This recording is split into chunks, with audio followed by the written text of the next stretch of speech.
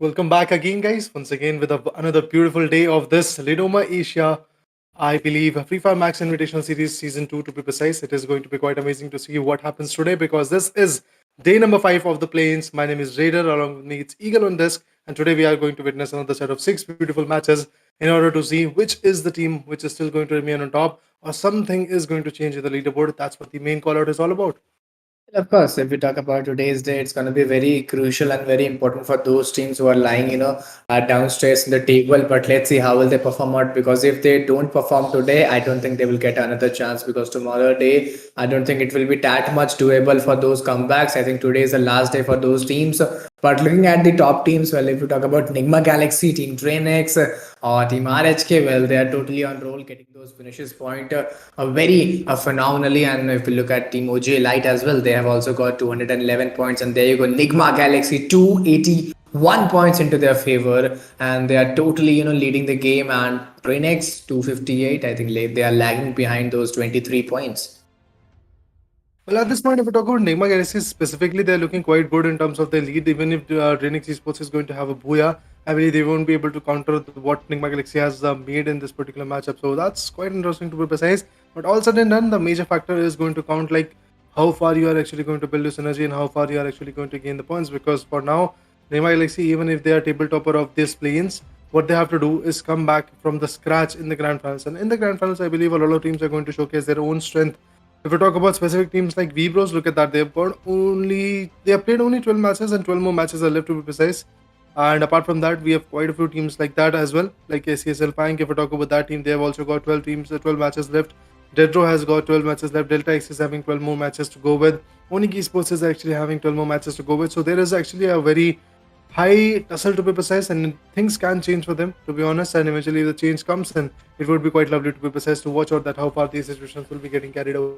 Of course, this will be very much beautiful to watch out how will they playing off. If we look at the teams from 5 to 9, well, if we look at Team HOTSHOT Esports or E-Arena Esports, TW Esports, VBros or TSG Army, they still have a chance. They're lacking behind those 50 to 70 points. The range is 50 to 70. If they play a good game, they could totally land on those top 5 teams or top 3 teams. But if we look at the teams from 10 to 18, I think the difference could be more than 100 points. And if they want to, get that qualification, they should get at least 100 points, and in all the matches they should be very much consistent enough. But right now, talking about the most valuable player, well, it's TM Delete, NIGMA Galaxy Dew, NIGMA Galaxy Stop. Well, Delete has got those 46 elimination point, Dew just behind him with those 44 points, and Stop with those 39 elimination point into his favor.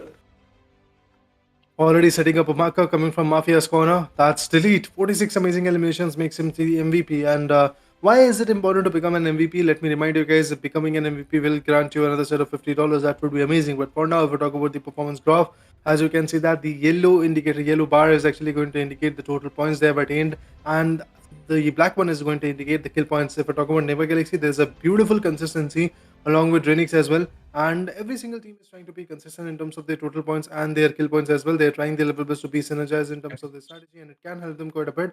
But now moving forward, I believe the map schedule is going to come for us, and eventually the first match is going to be Bermuda. Second one will be Purgatory. Third one is actually going to be Kalahari. Fourth one will be Bermuda again, and then Purgatory, and then Kalahari. So this is actually going to be a follow-up schedule for day.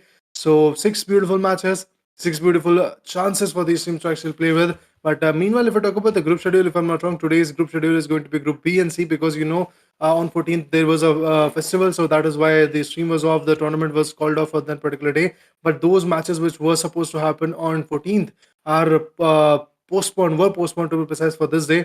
So it's 16 today. Although it should have been a holiday because Monday is a holiday for the esports enthusiasts of Free Fire community. But then again, we missed the day on 14th, and that is why the schedule has been created. And today we are going to witness the schedule for 14th. That was Group B and C, which are going to take up a fight. So let me remind you which are the teams coming from Group B and C. We have teams like NIGMA Galaxy, which is the table topper, to be honest. Apart from that, we have got RRQ KAZU, TSG, Army, from India, HOTSHOT from Pakistan, RHK official from Bangladesh, DRANIX, again the runner-up of the table topper at this point, coming from Indonesia. From Group C, we have got SES ALFAINK, Delta X, DEADROW Esports, ONIC Esports, AV Radicals, VBros. For Group C, there were actually a gap of 2 days, to be honest, and now they're actually going to fight back to back for 2 days. So looking forward to it, that how far they're going to build the strategies and what kind of impact they're actually going to pull through. So for now, I guess the intensity is going to rise as soon as the match will get started. We'll get to see what kind of domination is actually going to come in. And look at that. It's already started from Graveyard to the Sentosa region. The flight path is here, and this is the map of Bermuda. This is the first match for the day. Well, of course, this is the map of Bermuda and the first match of particular day, and it's going to be really very challenging for the teams and players as well. How will they move on, or what will be the strategies in the first game? Because it's a do or die scenario for few teams to watch out, and let's see how will they play off. Currently, looking at the position, currently looking at the holds, well, those diagonal angles, those diagonal position. I think if you look at that particular regions, well, some major drop clashes could also be seen, but at those early stages, team TSG, they are very much loot focused, and of course they should have a good loot into their hand so that they could move with that current consistent performance to chase out with senior black 27, TSG led at 21, A14 Varia. All of them are four men standing with a great hold into their favor. Total 48 players are standing out, and I believe the intensity of the lobby is very high to be maintained off. Well, the pressure is something which we have to actually talk about at this point. Eventually, if we talk about guys like TSG, Black 27, and the other members, they are just trying their level best to just go around and eventually pull through as many as points as possible. Meanwhile, if we talk about Valia, he's here. TSG Army yesterday was unable to perform even a bit at this point, but today's day is actually going to be quite crucial for this particular team. If they are unable to perform today as well, their performance is not going to count, and eventually they are going to go and get disqualified. They're pretty much close to the disqualification at this point, but eventually I hope so that they will be coming back in this particular matchup. But for now, I guess the loots are something which is actually going to be the main focus for everybody. They're just trying their level best to loot around. AV Radicals is there, the one guys like Retukus, Rimmels, and Vine are absolutely amazing when it comes to their game sense. So let's see how far their game sense is going to push them today. And of course, this becomes very much important for all of them, that how will they playing off, looking at the current situation, looking at the current scenario. I don't think it will be easy for any one or team, to go with that same potential or go with that same hold. But right now, AV, Tanamo, Ritos, Ramil, and Vine, all of them are four men standing. They haven't got any finish point, and each and every team is looking very prioritized to their loot. They are trying to get those loots at those early phases so that they could get a good start out of it. But if you look at AV Vine, well, AV Vine, Raymil, Retoons, Tanamo, all of them are four men standing with a good start, with a good finish point into the, with a good, man advantage into the favor. And it's very much important if you get those early finishes point. This will give you a lot of boost, lot of momentum to your team, to your, players to be taken on to for the further process and further matches as well. Indeed, the advantage might actually come in, but for now, if we talk about Team DEADROW Esports, Exis Proc is there. We have got Zakvar X9, Sahil 3 is actually going to be there. KD09, he's the other guy that is surviving from the particular team. But meanwhile, if we talk about another beautiful area, I believe in the Cape Town, we have got the team known as ONIC Esports. Visa is there, Gardu is there, Puya is going to be there, and Tayo is there right now. These are the four members standing. And look at that. Today, everybody is here in the lobby. That's amazing. But Team DX, or should I say Delta X, is finally starting to actually pop out, and you can see that they are actually getting a lot of blows at this point. RRQ KAZU, meanwhile, Pac-Man becomes the last man standing. It's good enough to see RRQ coming back in the game, but the thing is, RRQ KAZU, or should I say, the whole lineup, well, they have only 6 more matches to go, including this one. In these 6 matches, if they are able to come back, if they are able to pull through the points, that would be lovely for them. Of course, totally. That would be really lovely to watch out. But right now, looking at the current scenario, RRQ has lost one player, Pac-Man. Well, he has been eliminated and they have almost got one finish point also. So it's a very good start, I'll say. You have lost one, you have gained one, but this man advantage can give you a lot of trouble at those end zone when you will be requiring a lot of man advantage and a player's advantage to look at different angles and a whole different position. But right now at this condition, they are trying to get some shots. But there you go, it's Legalo. He's surviving barely. I think some amazing shots were taken on him, and right now he's surviving on that 159 HP. Again, the shots are coming up. Ligalo is trying his level best to just connect those shots, but at this point, if we talk about Razor, his focus is also going to be a little bit more on the aggressive corner. What Abe has to do is actually just go ahead and figure out somehow to revive his teammate, the Pac-Man, to be precise.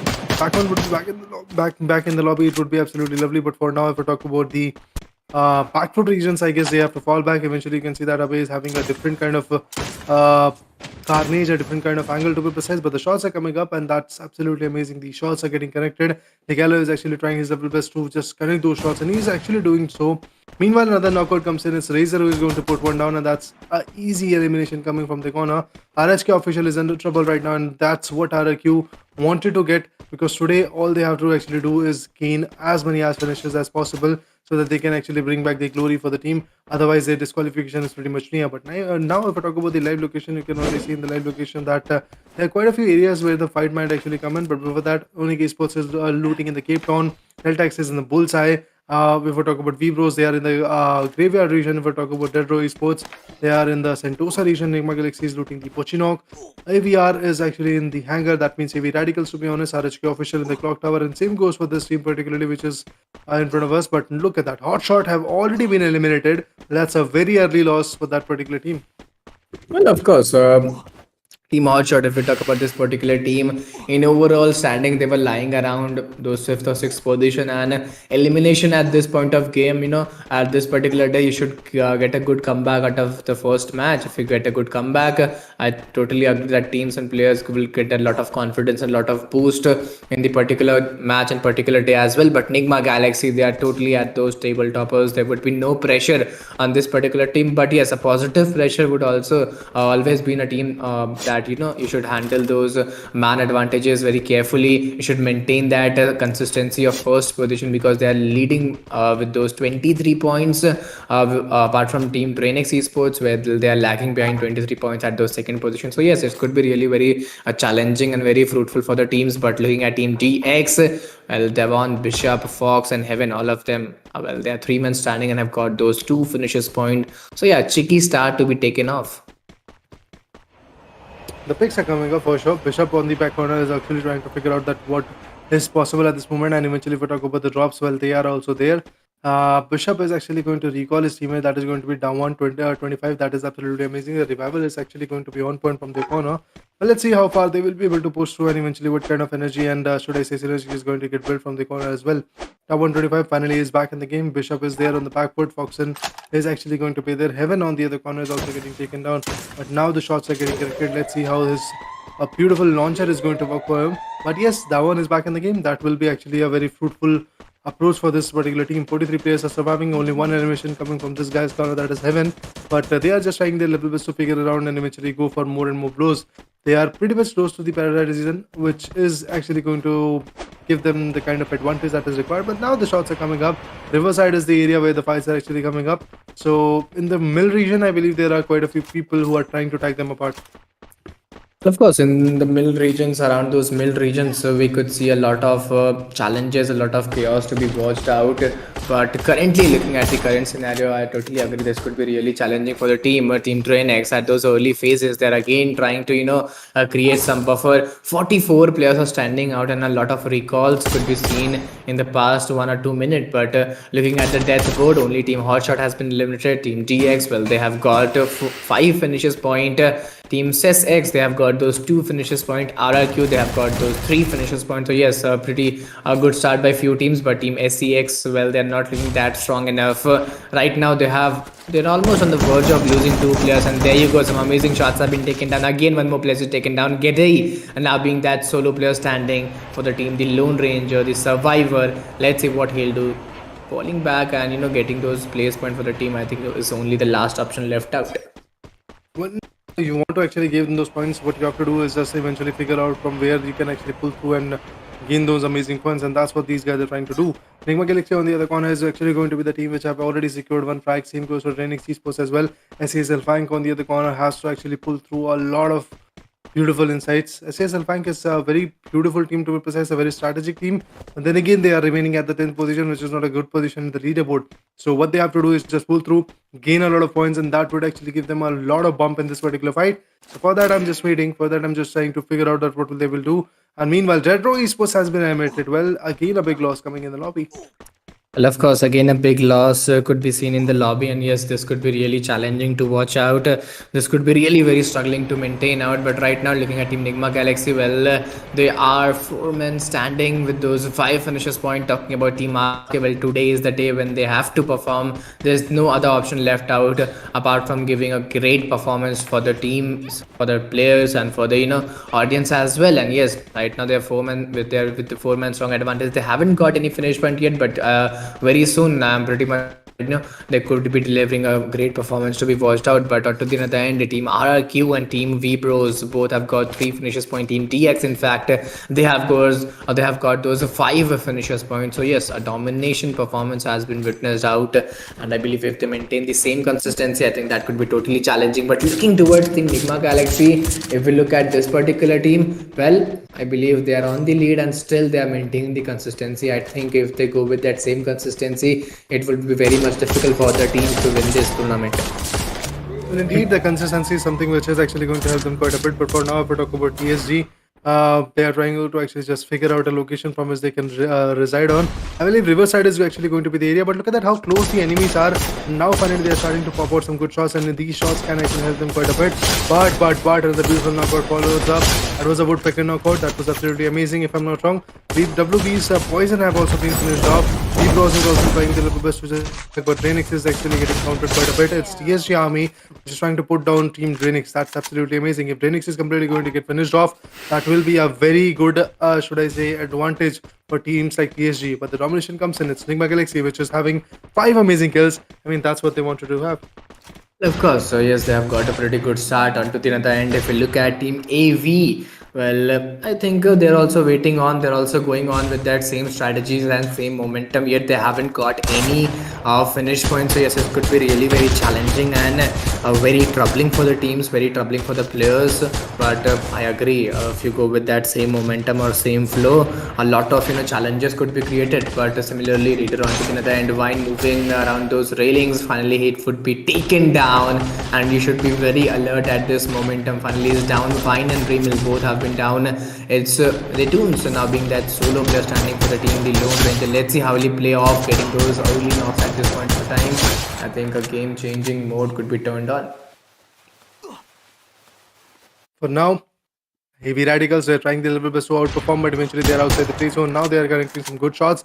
But while they are connecting those shots, they're also revealing their position. So that's what they have to focus on, that they should not reveal their position for now. Eventually, if the reveals are actually here, they can easily be taken on, and that could be a very risky approach from the corner. So looking forward to see how far they will be actually able to go on. If we talk about ONIC, Vizag, Gardu, Puya, Tayo, these are the few members which are trying to just overcompensate this particular fight. So let's see how far they will be able to go. ONIC Tayo manages to actually put one down, and AV Radicals is also trying to eliminate a lot of people. Now NIGMA Galaxy is actually getting countered, and it could be quite an amazing approach. AV Radicals finally getting eliminated. As a whole, the team has been finished off, but the remaining players of Team NIGMA Galaxy are also under trouble. If we talk about ONIC esports, they are looking decent. They're trying to perform. They're trying to actually gain the points. That could actually help them quite a bit. And now they're trying to actually just push down the throwables that is required. And the shot will come in. And look at that. Now TSG is actually getting countered. Thought so that TSG is actually going to build this particular game in their favor. But now TSG, well, the way they are getting taken down, I believe NIGMA Galaxy could be the ones securing the booyah. Well, of course, Nigma Galaxy could be one. They could again secure the Booyah because no, I don't think that will be possible because if we look at B Bros, they are also performing phenomenally. Almost they have got 12 finishers point, and onto the other end, looking at Team ONIC Esports, Tayo, Pua, Garju, Visa, all of them are four men standing. Similarly, looking at Team SES, well, SES have been eliminated from this particular match. 12 players are surviving out. TSG Army, well, within a snap, multiple teams have been eliminated, and now we have top four teams: Nigma Galaxy, V Pros, and ONIC. Well, looking at V Pros, well, they have got 12 finishes point and they are totally four men standing. So yes, they have the man advantage, they have the confidence, they have a good head start. I totally agree. If they maintain the same confidence and same consistency, they could win this particular game.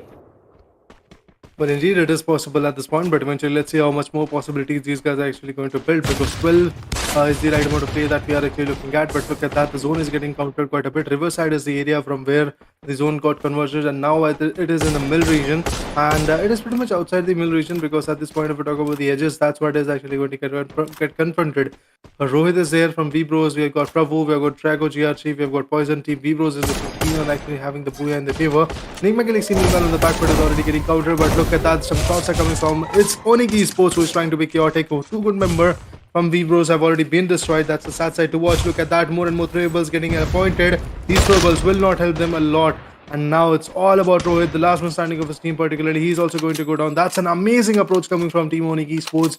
A beautiful domination indeed. V Bros, which was about to have the Booyah in the favor, which was having the highest amount of manpower, and apart from that, highest amount of frags as well, has been taken down in an instant. And with that, ONIC is actually going to secure 11 frags. Of course, they're going to be securing 11 frags on EK Sports. They have got 11 finishes pointing into their favor. A perfect, proclamation of that great head start. But Nigma Galaxy, RHK, they are still in the race.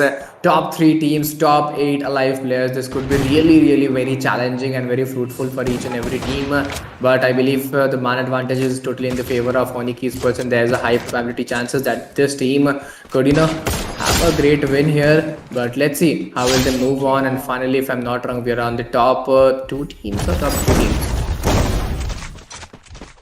Well, the last few teams are surviving, but eventually whoever is surviving is trying his level best to gain the points in the favor, so that they can actually attain that kind of buffer, or should I say that kind of advantage which is required in this particular fight. But now, I guess the instant amount of revival, instant amount of takedowns is actually going to be quite important.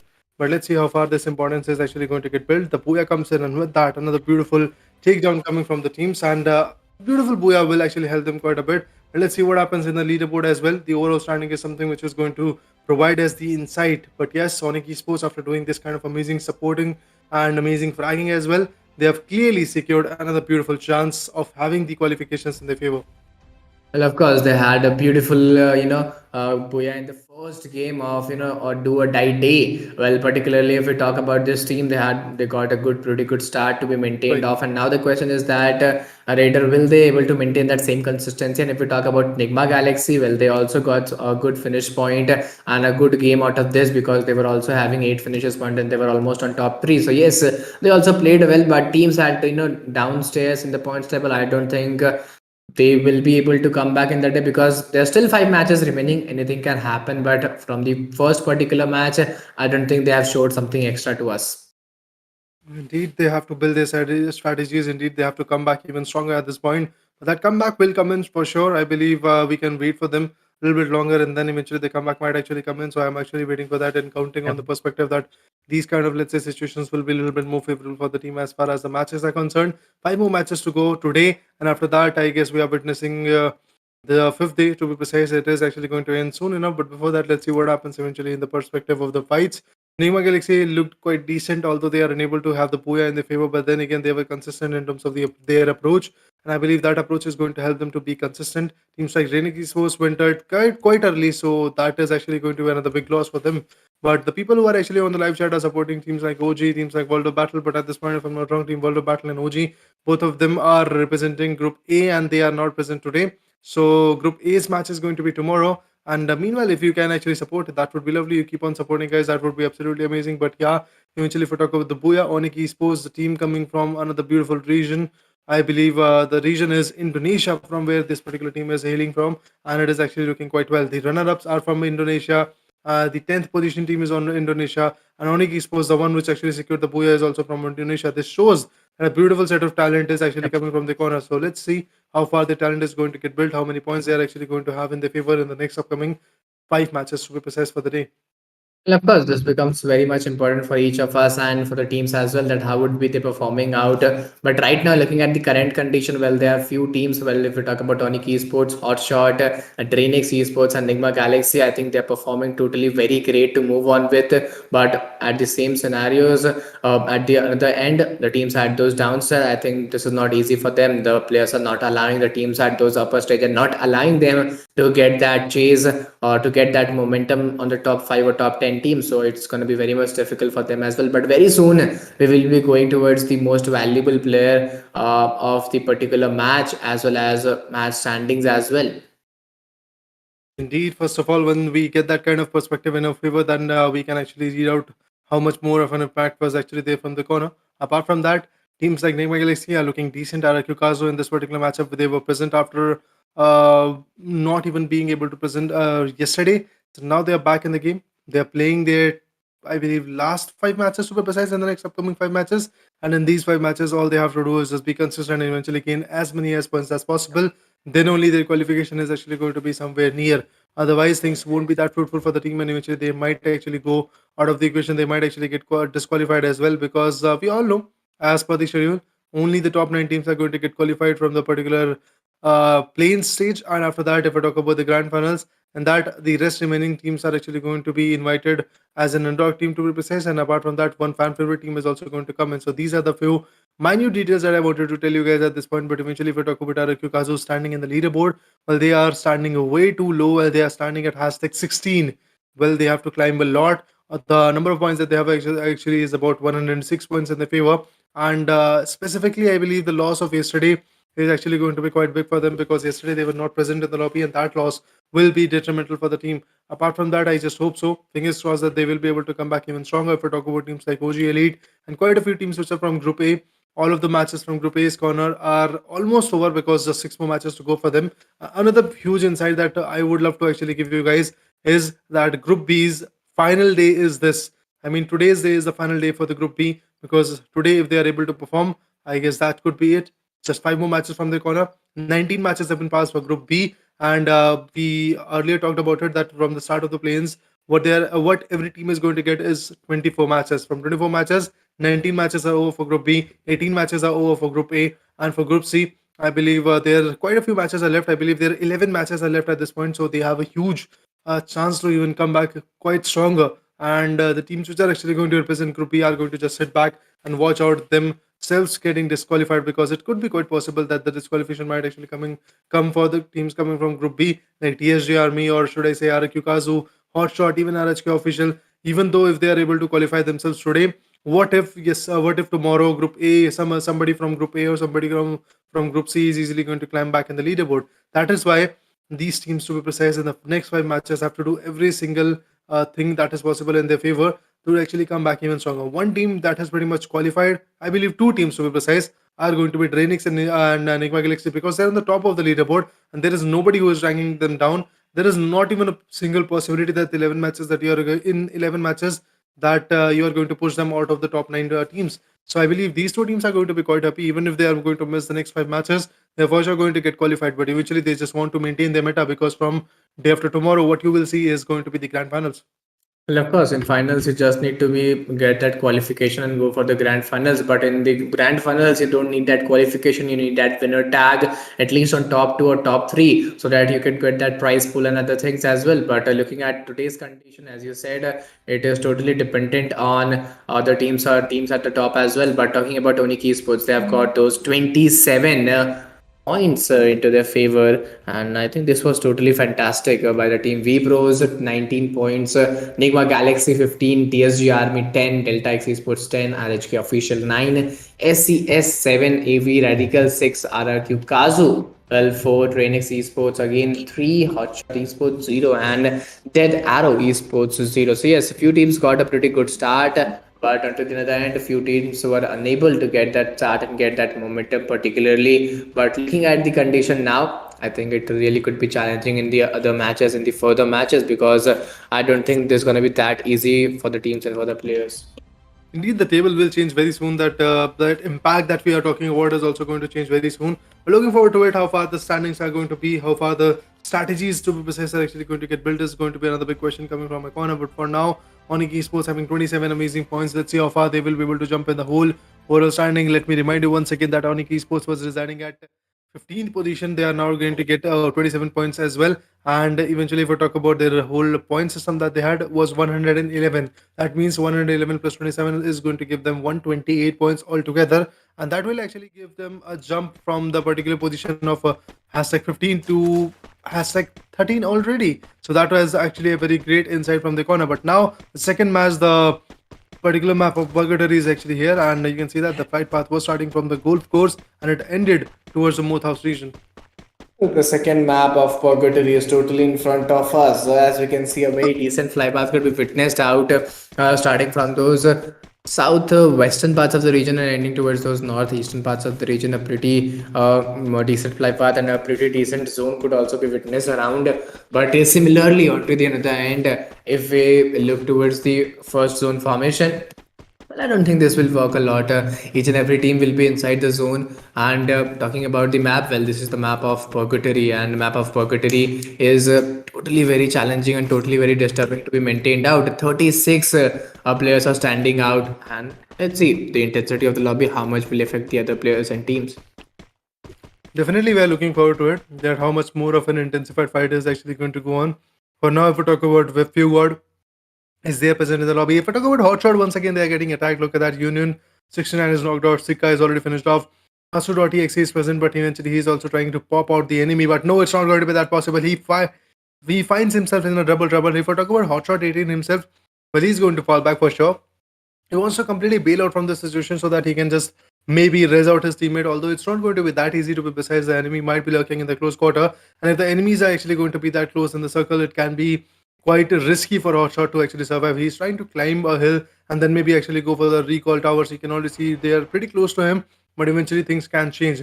If I talk about TSG, his whole team has been finished off. Senior 29 is actually going to be the guy who wants to survive, who wants to live up to the charm and maybe bring back his team. Almost the revival is complete. If somebody from the back end manages to take him down, it could be absolutely detrimental. But look at that, the glue walls have been appointed.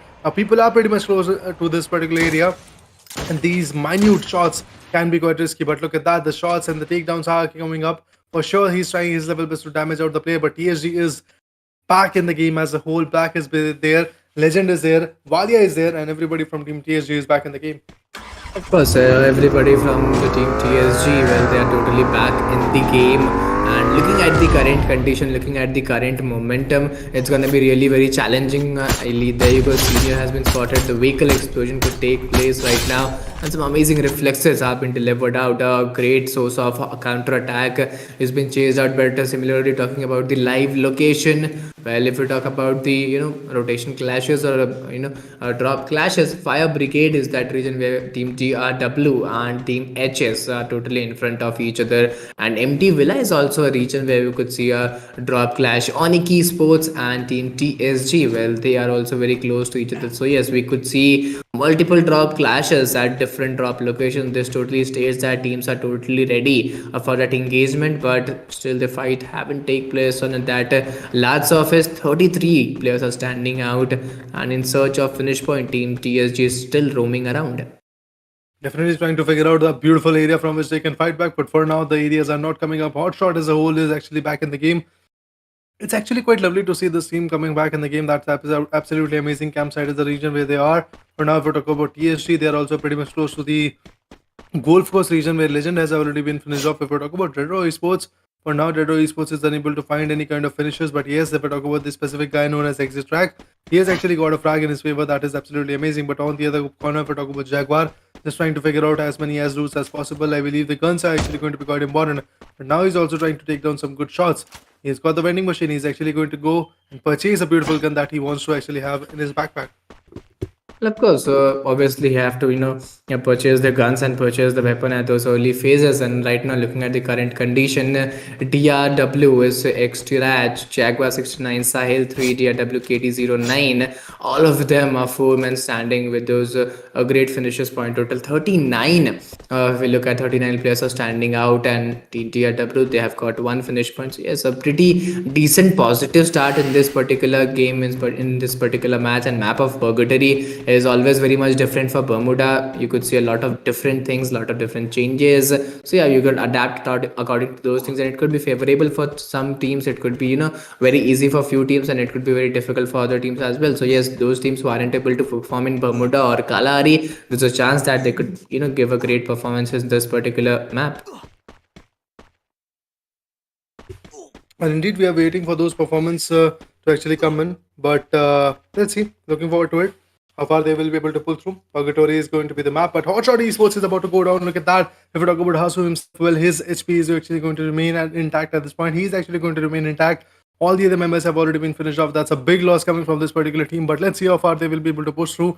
Hasu.exe still trying to figure out the areas from which he can actually pull through. RRQ is there, Ligalo is actually going to be there. We have got Pac-Man as well in the scene, but Razor, well, he is actually on the back foot. RRQ KAZU wants to have as many S points as possible, but there are 36 players still alive in the lobby. It can be a very difficult approach coming from the corner, but particularly for now, they are actually in an area which is very open, and eventually if the shots are there, it can be very fatal for them.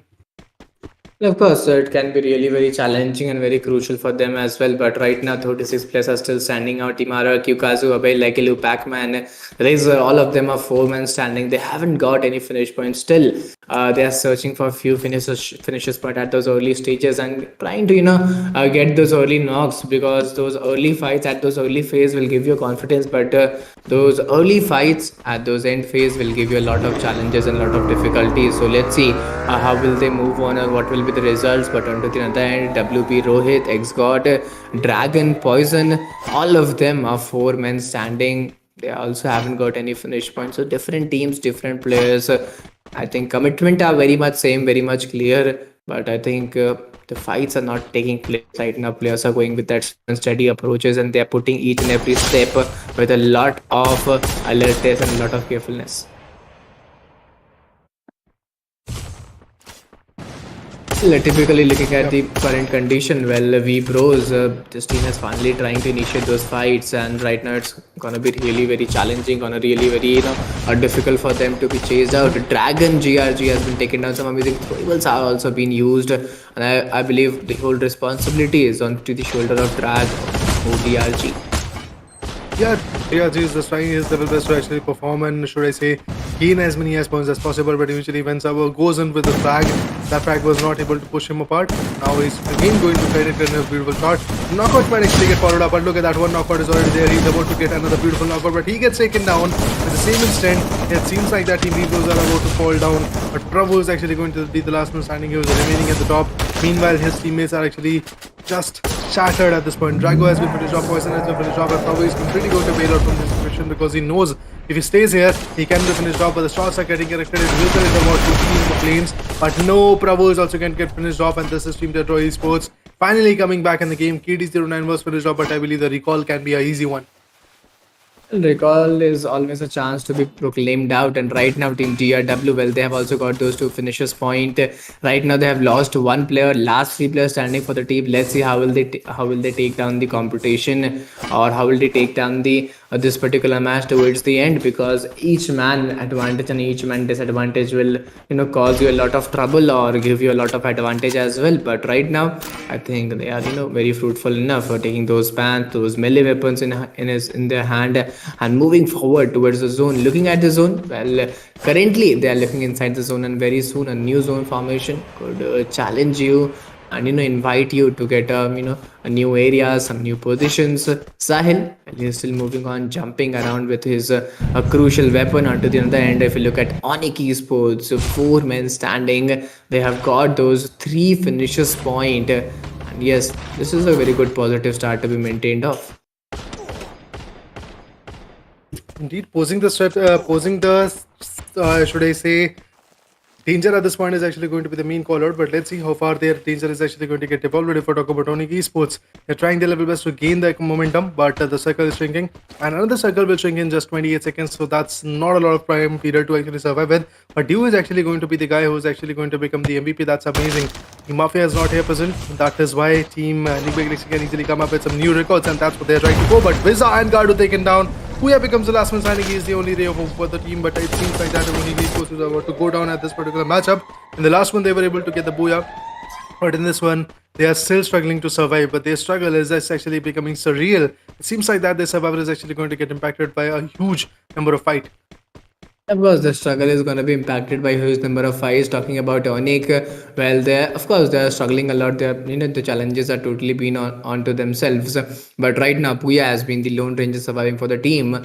It's really very important for him to maintain that same consistency, because, as you said, in the last match they performed really very well, and in this match, if you're believing that they could come with that same consistency and same comeback, but that is not getting onto the right point. RRQ Abe, well, he's targeted right now, and Team RRQ is coming back in fight. 31 players are surviving, and the intensity of the lobby is still very much high. SES, well, they will get those 8 finishes point. RHK has got those 5 finishes point. DX has got those 5 finishes point. So yes, right now I believe teams at those lower stages, finally they are getting those finishes point later, and they are getting a good comeback out of it.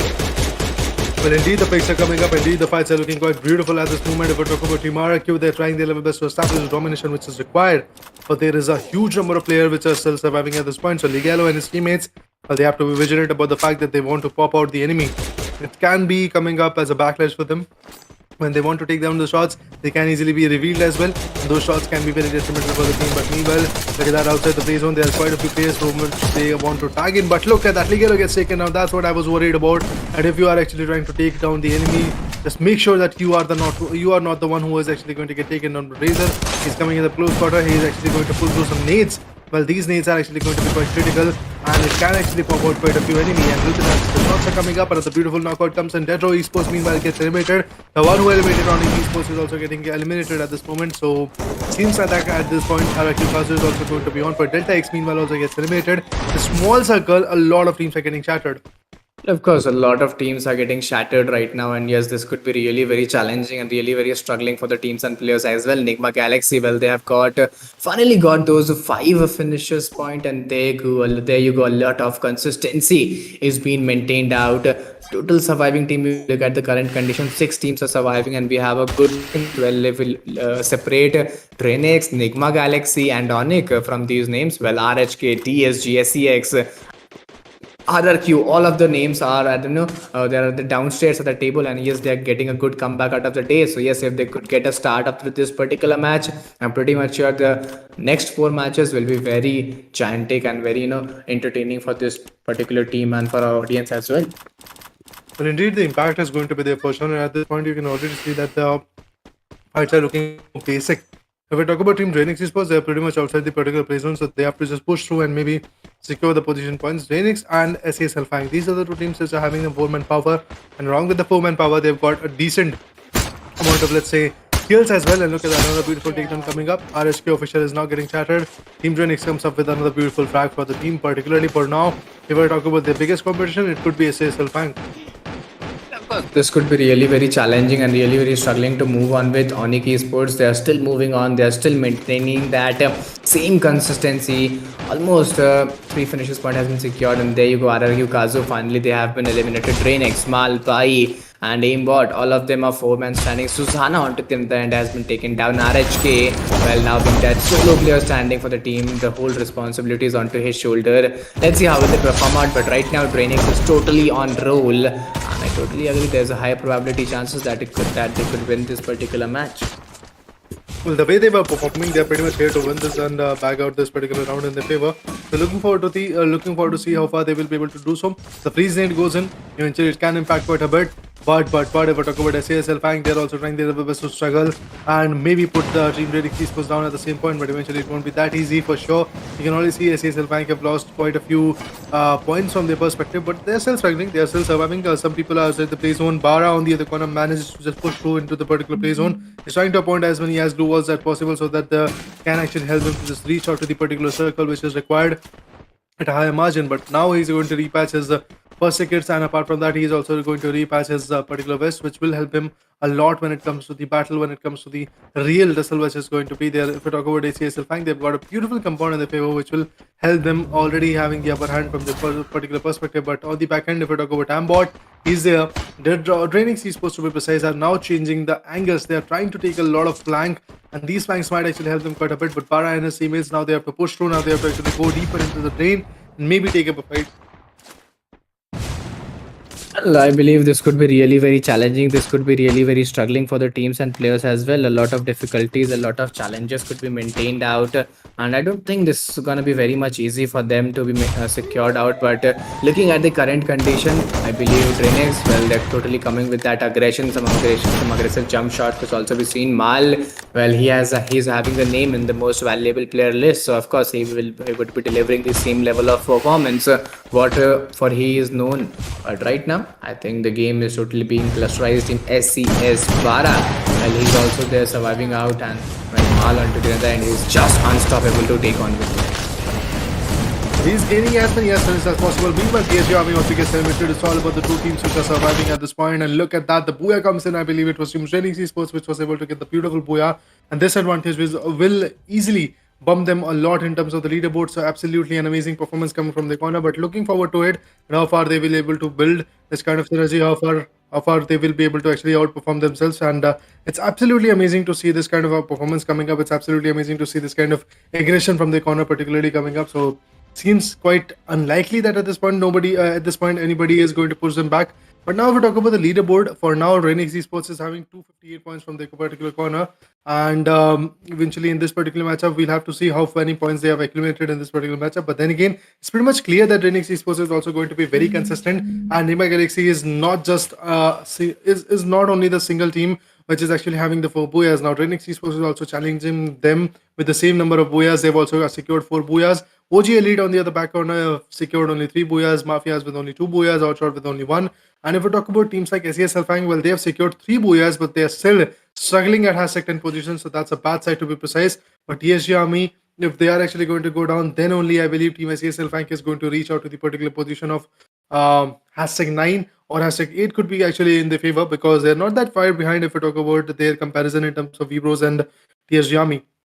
So it's quite possible for now. Yeah, indeed, Eagle. It is quite possible for now. But I guess for today's matchup, for today's confidence, so for today's aggression, 2 more matches are actually done. And with that, 4 more matches are left for the Group B. Let's see what they are actually going to do in the last 4 matches, because the pressure is on. Group C, well, they have to go half more journey. I believe they have to secure more 10 more matches to be precise, and then after that we would love to actually add on that their situation will go out, and eventually we'll get to see which are the top 9 teams coming from that perspective who are going to get qualified. But for now, the main pressure is actually going to be on Group B, because they're almost about to end up their number of matches.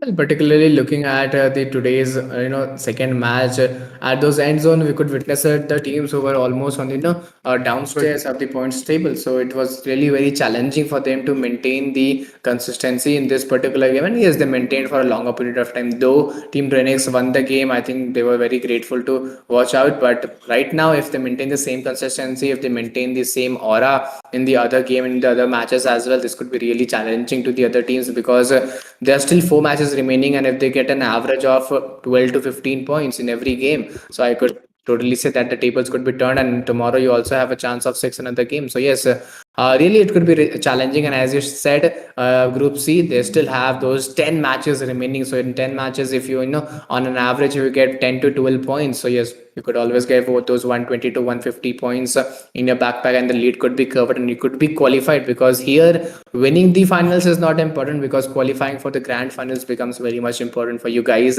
And you qualify your grand finals, you qualify with the grand finals, and then you can come with some different strategies, some different plans to be chased on, and then you can win or lose whatever we can do in the grand finals. But right now, qualifying for the grand finals becomes very much important.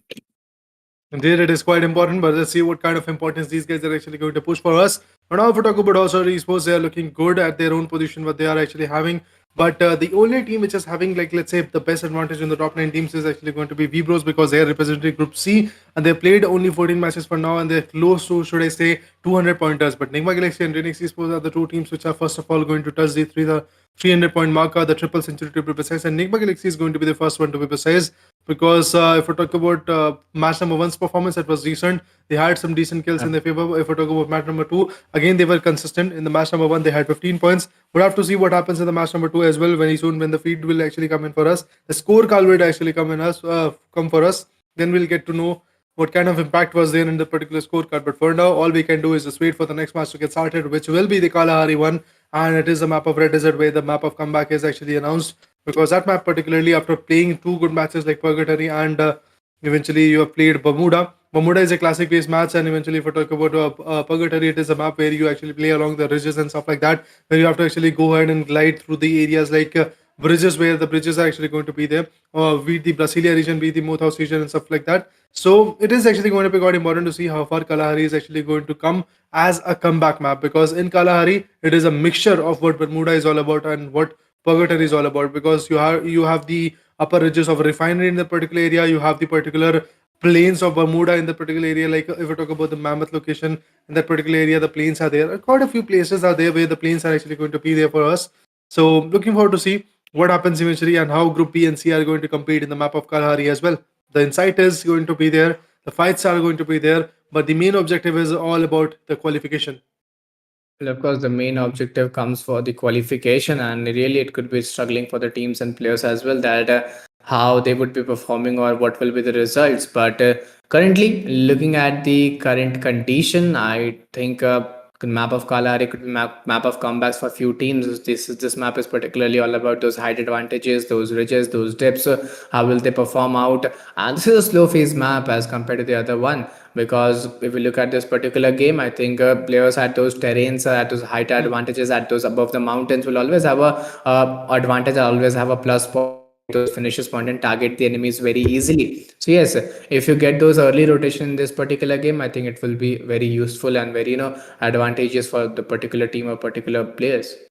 See, these early rotations are also going to come with its con as well. Like if you rotate quite early, if you are actually getting spotted, you won't be able to have the advantage of having the right loots in your favor. So for now, if we talk about the scorecards, well, ONIC Esports is the one who is going to get the beautiful booyah. Well, I'm actually surprised to see it was ONIC Esports. I thought it was DRANIX Esports, but no, it is ONIC Esports with 20 eliminations, 17 rank points, and eventually with the beautiful total points 37 to be precise. Well, this is the overall standing of day number 5 after two good matches. So that shows ONIC Esports is still on the top of this particular chart.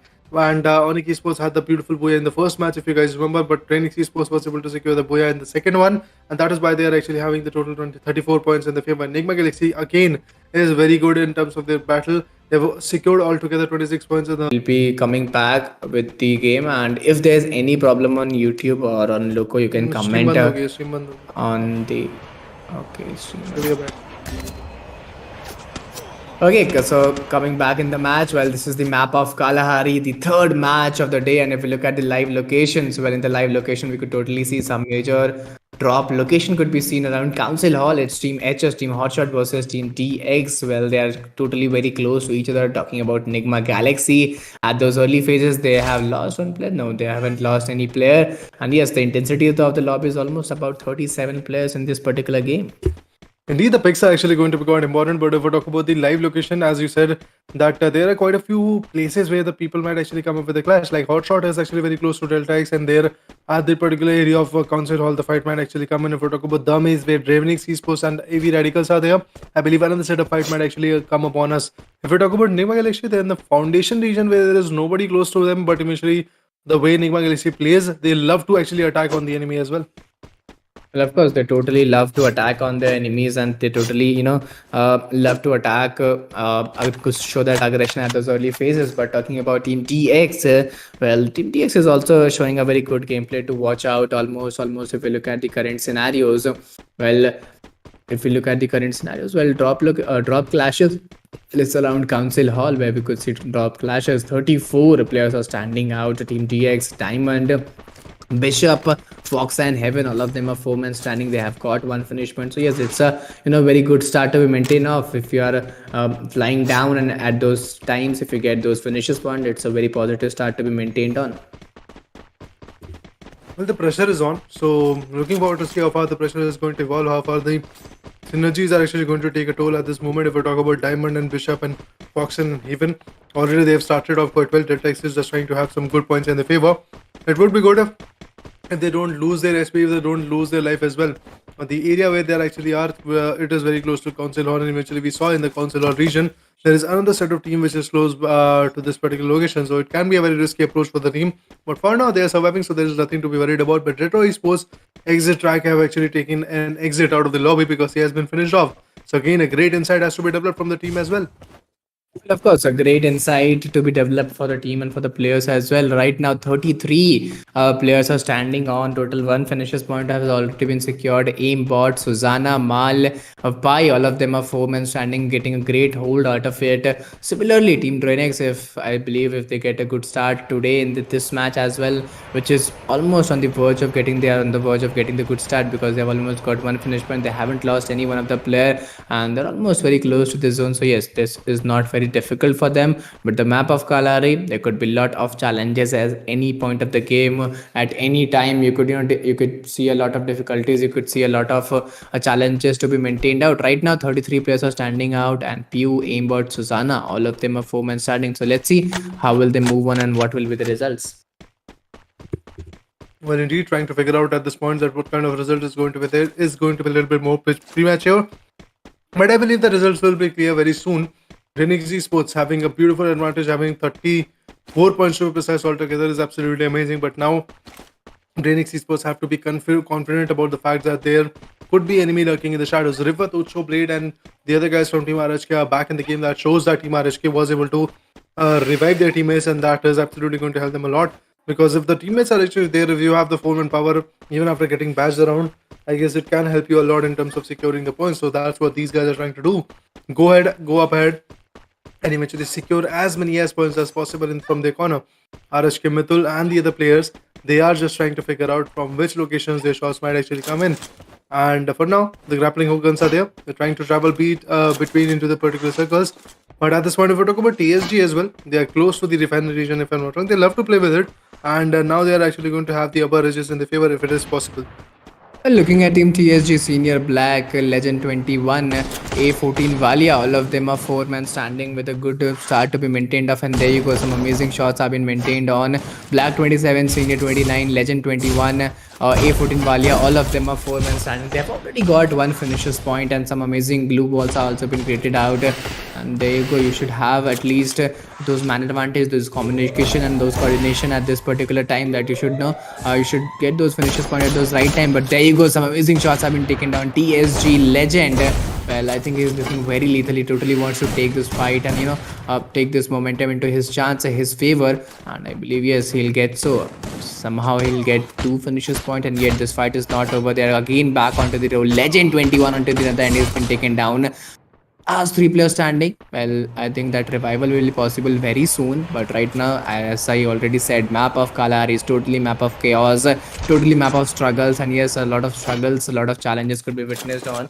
But looking at the different regions, looking at the different position, Team TSG, they have got a good start. Having those finishes point, 4-man strong advantage will always give you a boost, always give you an upper hand in particular game. But let's see how will they take on this consistent performance towards the upcoming games as well. Well, we'll talk about the game, but first of all, let's talk about the live chat as well. The people actually on the live chat are asking that what kind of approach is actually coming up and why are not responding to the chat and stuff like that. Let me remind you once again, guys, we are focusing on the casting, and if there is any kind of issue, let us know about the particular criticism. And you can actually just make sure to comment on the live chat, and whenever we see the particular matchup, we'll actually just go for it and eventually tell you what is the main concern.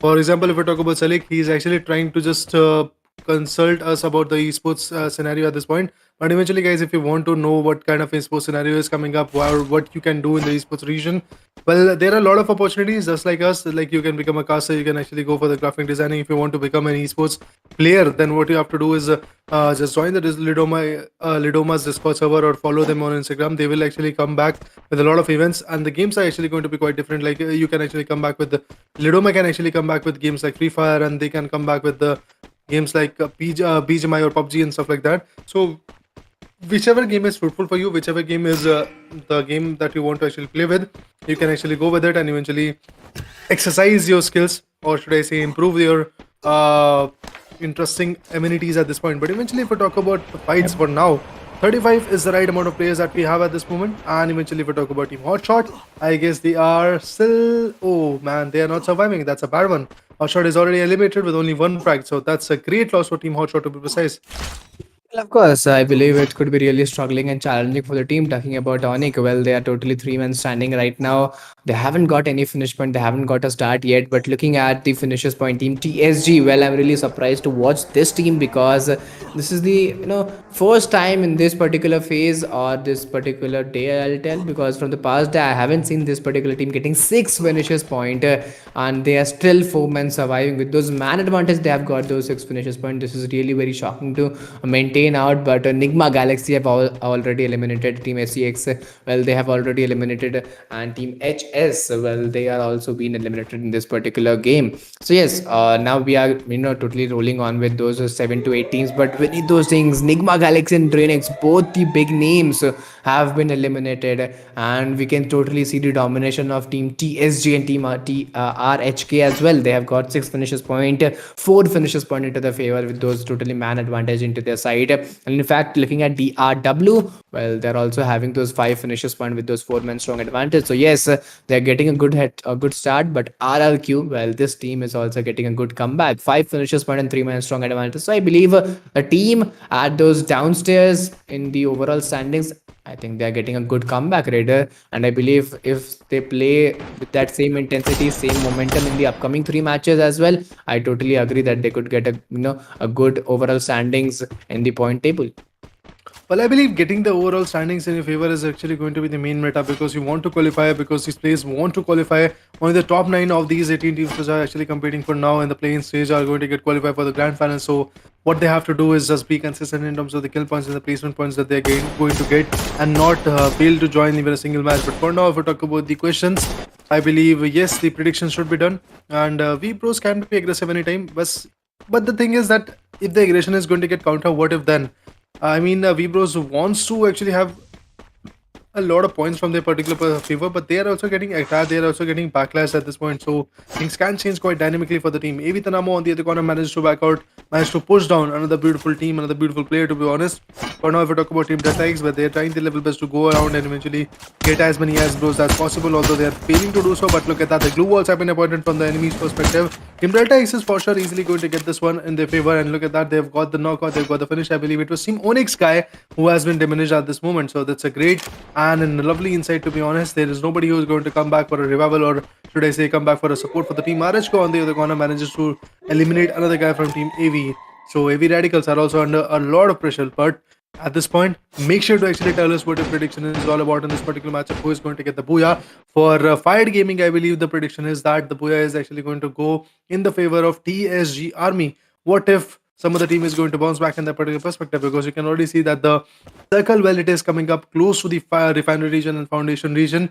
Refinery is the region where TSG was lurking in the shadow, but now TSG is trying to pop out and get as many as blows as possible. Meanwhile, the revival is something which is going to be quite crucial. Redux, well, he's just trying to be in the shadows. He wants to just have a beautiful advantage of the ridge, but he also knows that if he actually goes in the open arena, it can be a fatal disadvantage for him.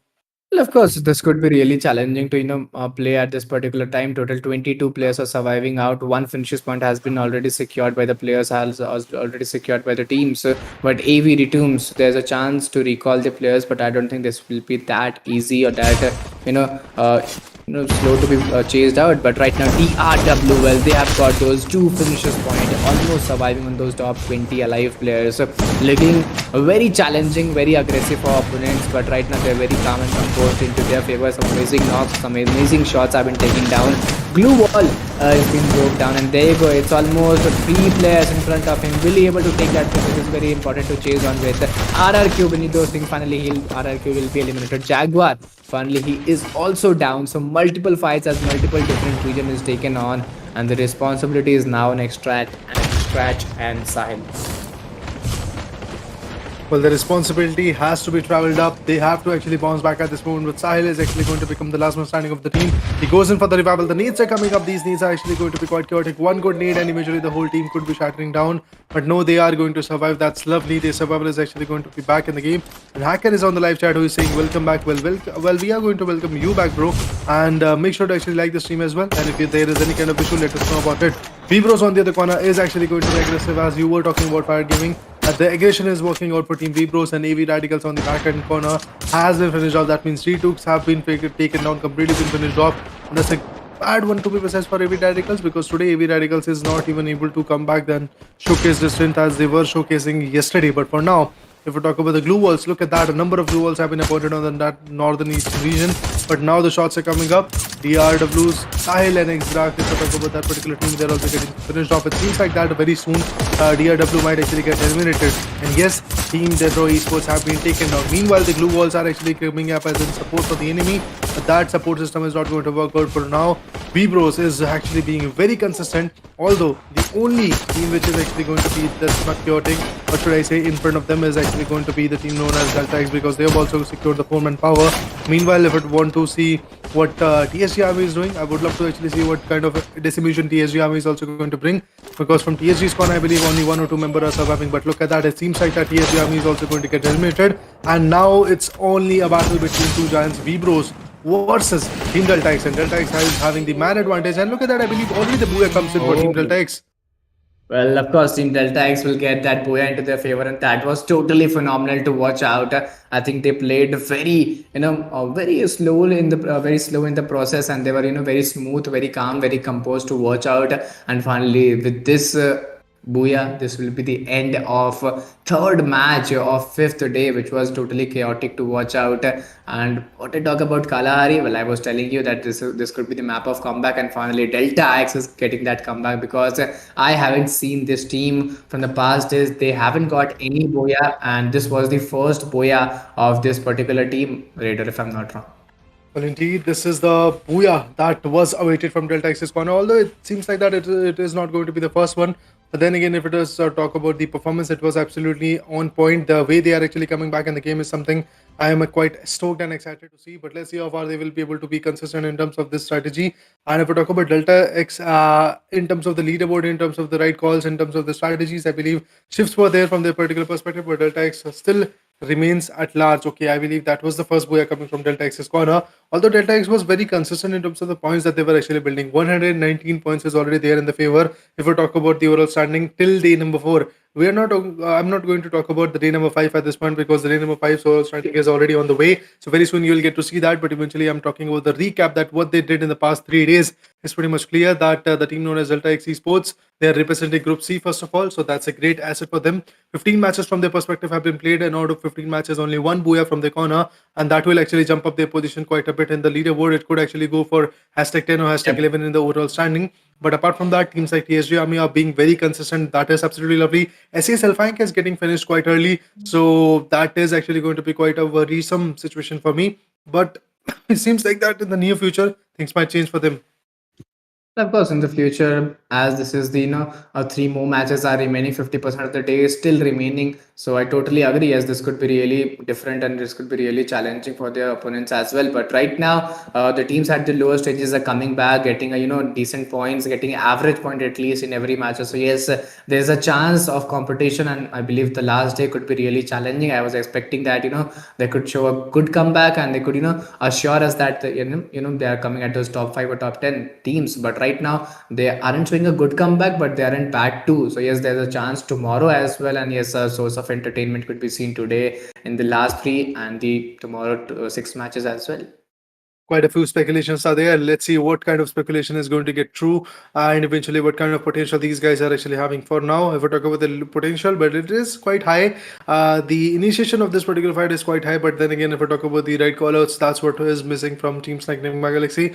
Nigma Galaxy was unable to give the strong comeback that they are used to do in the last particular fight, but eventually Mukul Garg is saying it was a easy 4v4. I don't think so. It was an easy 4v4. I believe the team which was standing in front of them was also quite aggressive, be it TSG Army or some other team which was surviving in the lobby. Everybody is just quite on point, and that is why they have been invited. There is a real reason behind them being the invited ones. And apart from that, if I talk about the competition, it is looking quite surreal. We are looking forward to see what happens in the grand finals, but before that, we have to witness, I believe, close to 9 more matches to be precise, three for today, and eventually 6 for tomorrow. And these 9 more matches will get us 9 top teams which are going to get qualified for the grand finals. Apart from that, 2 will be the underdogs, 1 will be the fan favorite team, and we'll get you an insight on what kind of voting and what kind of approach is actually going to go there for the selection of that particular fan favorite team. But for now, I guess the top 9 teams are the main concern. Well, of course. So for now, we are having top five teams. So for the main concern, as we can see, for how much more longer time will they going with that same consistent performance, and what will be the approaches? But I don't think this will be that easy, Raider. For the teams at those lower stages, a lot of difficulties could be seen at upcoming times as well. But before that, guys, I'll request each and everyone to please, guys, go to hit that like button, subscribe the channel, share the stream to show your support to your friends, to your mates. With your mates, sorry, and this becomes very much important for us as well to show your give. This gives us a lot of morale support, a lot of boost to us also, to the organization, also to the production team, to the caster, each and everyone, that we are getting a good response, we are getting a positive response. As teams needs a positive start, we need a good positive response as well. Indeed, guys, your support is something which we are craving for now. But let me remind you, the day number 5 is already coming up to its half. First 3 matches are over. That means Bamuda, Purgatory, and Kalahari is pretty much over. In the first match, we saw ONIC Esports having a beautiful booyah and having a beautiful advantage of close to 27 points, if I'm not wrong. Apart from that, in the second match, we saw DRANIX Esports coming back with some beautiful advantageous aggression. And now it is Team Delta X which was able to back out this particular match in the favor. It seems like that at this point, today is the day for teams coming from Group B and C. And this is the first time where Delta X Esports was able to show the kind of dominance that they are known for, and it is actually a very great time, to be honest, because now it's the time to give the comeback. Now is the time to actually put everything that is there in your meta, put every knowledge that you have actually gained from the past 4 days, put every insight that you have actually gained from the past 4 days of this main stage, and eventually develop as many as points as possible for you. So it seems like that at this moment things are a little bit more on the easier side for Team Delta X and other teams which are representing Group C. To be honest, if I talk about SAS ALFAINK themselves, well, they are a little bit on the consistent side, but eventually that much of consistency is not going to cut the deal. For Delta X, this is the first booyah, but have to see what happens in the next few matches. Will they be able to be consistent, or just like other teams, they are also going to go down to the drain, or some other team is actually going to get the booyah is the bigger question for now. ONIC Esports, after having the first booyah of day number 5, they are again on the back foot. They are not unable to secure a lot of points in their favor. So this shows, even if you are actually getting a booyah, you are unable to maintain the consistency. So why not be a consistent one? If you are actually going to be a consistent team, then I believe the approach is going to be a lot easier, to be precise. And meanwhile, if we talk about a team which is having 0 booyahs and still in the top 9, well, that is Team TSG Army. That team has not secured even a single booyah for now, but they are still lurking at #9, and they are in the particular page where the qualifications is going to be easy. Apart from that, there are quite a few teams which have got 0 booyahs, like RHK Official, Delta X Esports finally is here with a booyah. Apart from that, if we talk about RRQ KAZU, Radicals, and BTR Delta, these are another set of 5 teams which have not secured even a single booyah for now. But Delta X, well, finally they are actually at the top of the day number 5 overall standing with 42 total points, 24 eliminations, 18 is the rank points. If we talk about V-Bros, they are at the second position with same 42 points. But then again, if we talk about V-Bros, they are actually a little bit behind in terms of the position points. And you all know that Free Fire is a position-based gameplay. And apart from that, you have to figure out who have got the booyah as well. Delta X had got the booyah, and that is why they are on top, even though they had the same number of points as V-Bros.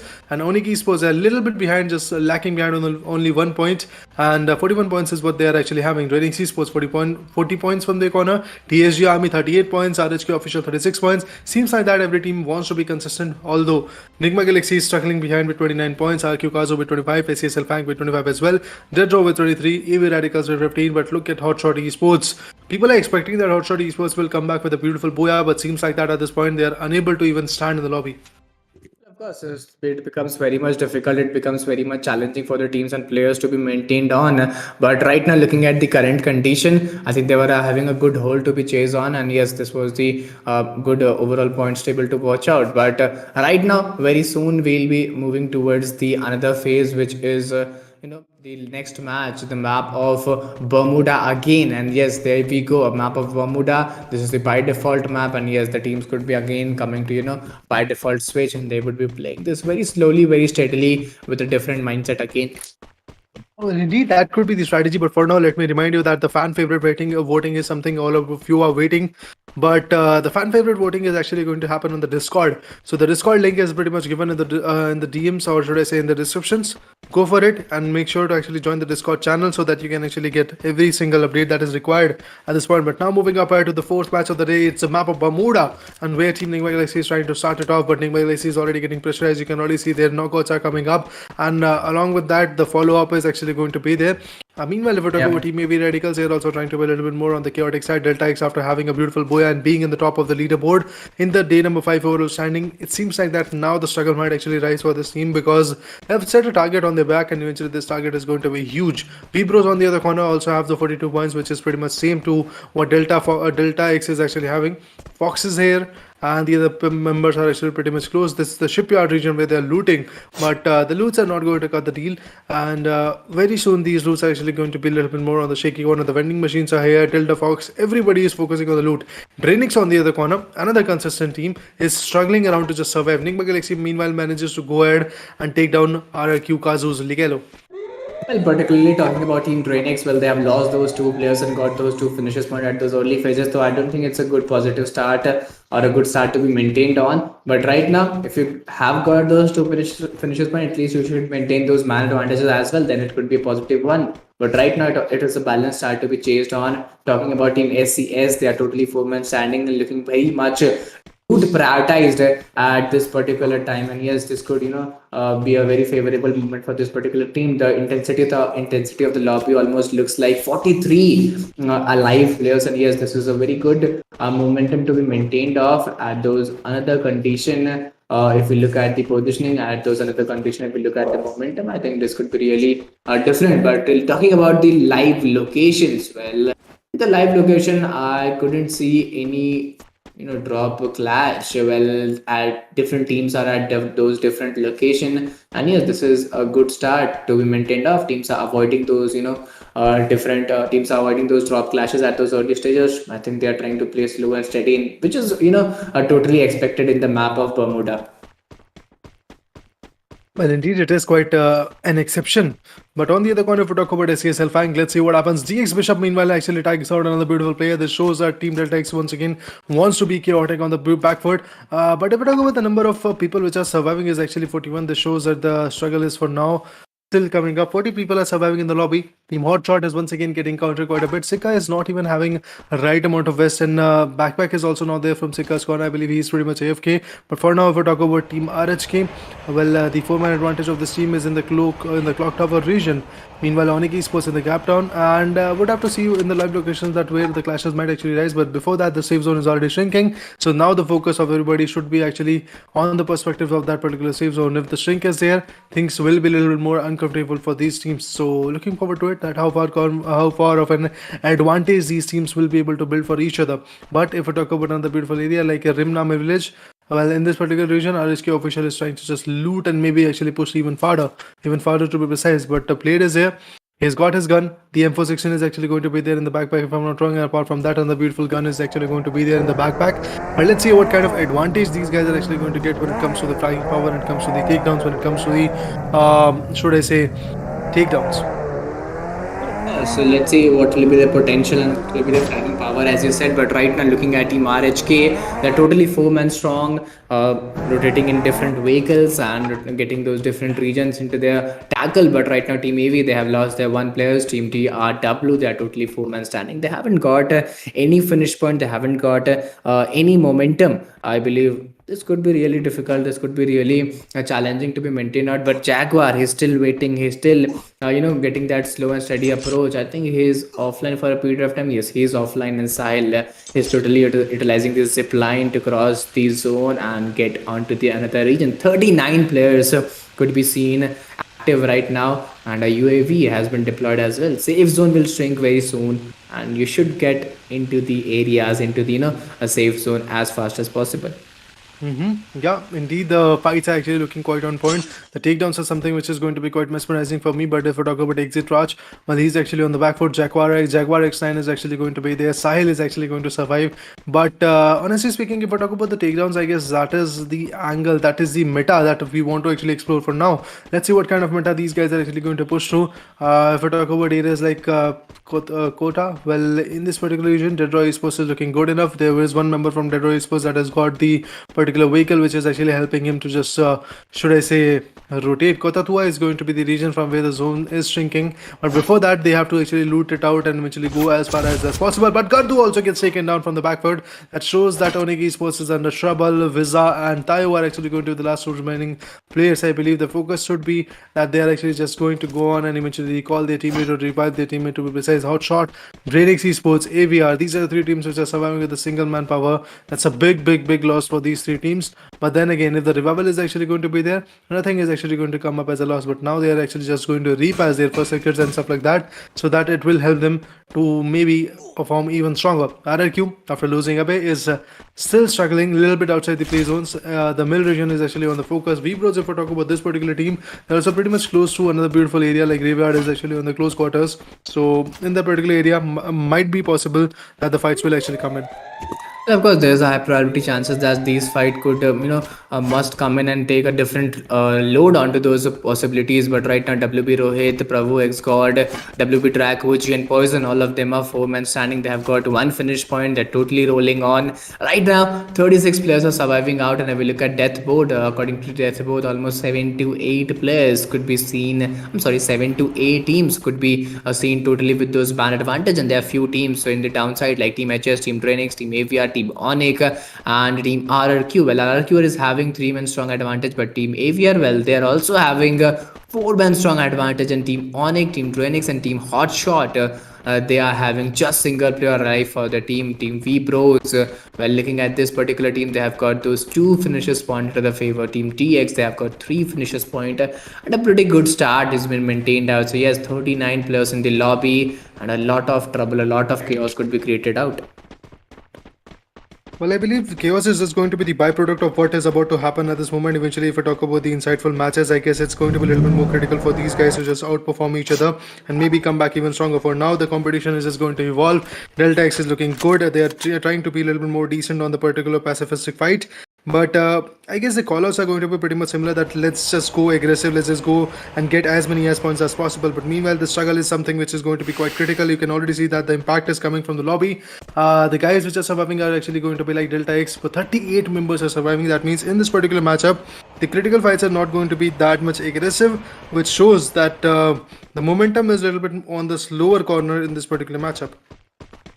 The momentum could be very slow in this particular matchup, and right now looking at the condition, almost every team, almost maximum team is having those man advantage, maximum team is having those potential. 37 players are standing out. 4 finishes point is again secured by NIGMA Galaxy, and similarly 4 finishes point is again secured by Team TX as well. So both are having 4 finishes point, and the 4-man advantage is also being maintained out. So yes, it's a pretty good start to be chased on. And typically looking at NIGMA Galaxy, well, they are also having those 7 finishes point to their favor. So yes, a pretty good start, but they have also got those 4-man advantage as well. So I think that is also a good connection to be chased on. But looking at those other region, RRQ, well, they are totally on the roll. From the past 2 matches, they are getting some decent, some average overall points into their favor. And right now, Pacman has been eliminated, and now Abe being that solo player standing for the team. Let's see how will they perform out and what will be the results. Seems like that at this point, RQ is actually going to go down very soon. I guess the possibilities are rising. If we talk about Team Vibros, they are actually lurking in the shadows in the Bhima Shakti strip, which will actually give them the upper hand of actually survival. And apart from that, this kind of, let's say, domination might actually get followed up for now. Looking forward to it. What happens if we talk about Vibros specifically? Their rotations is what I actually love. Apart from that, if we talk about Nima Galaxy, we have got Fugard and the other members which are also struggling around from Team Nima Galaxy. But Nima Galaxy is able to gather 7 amazing tracks. Well, that is absolutely amazing. It is actually going to help them quite a bit. And look at that, they're still not stopping. They're still being very chaotic. They're still actually gaining a lot of points.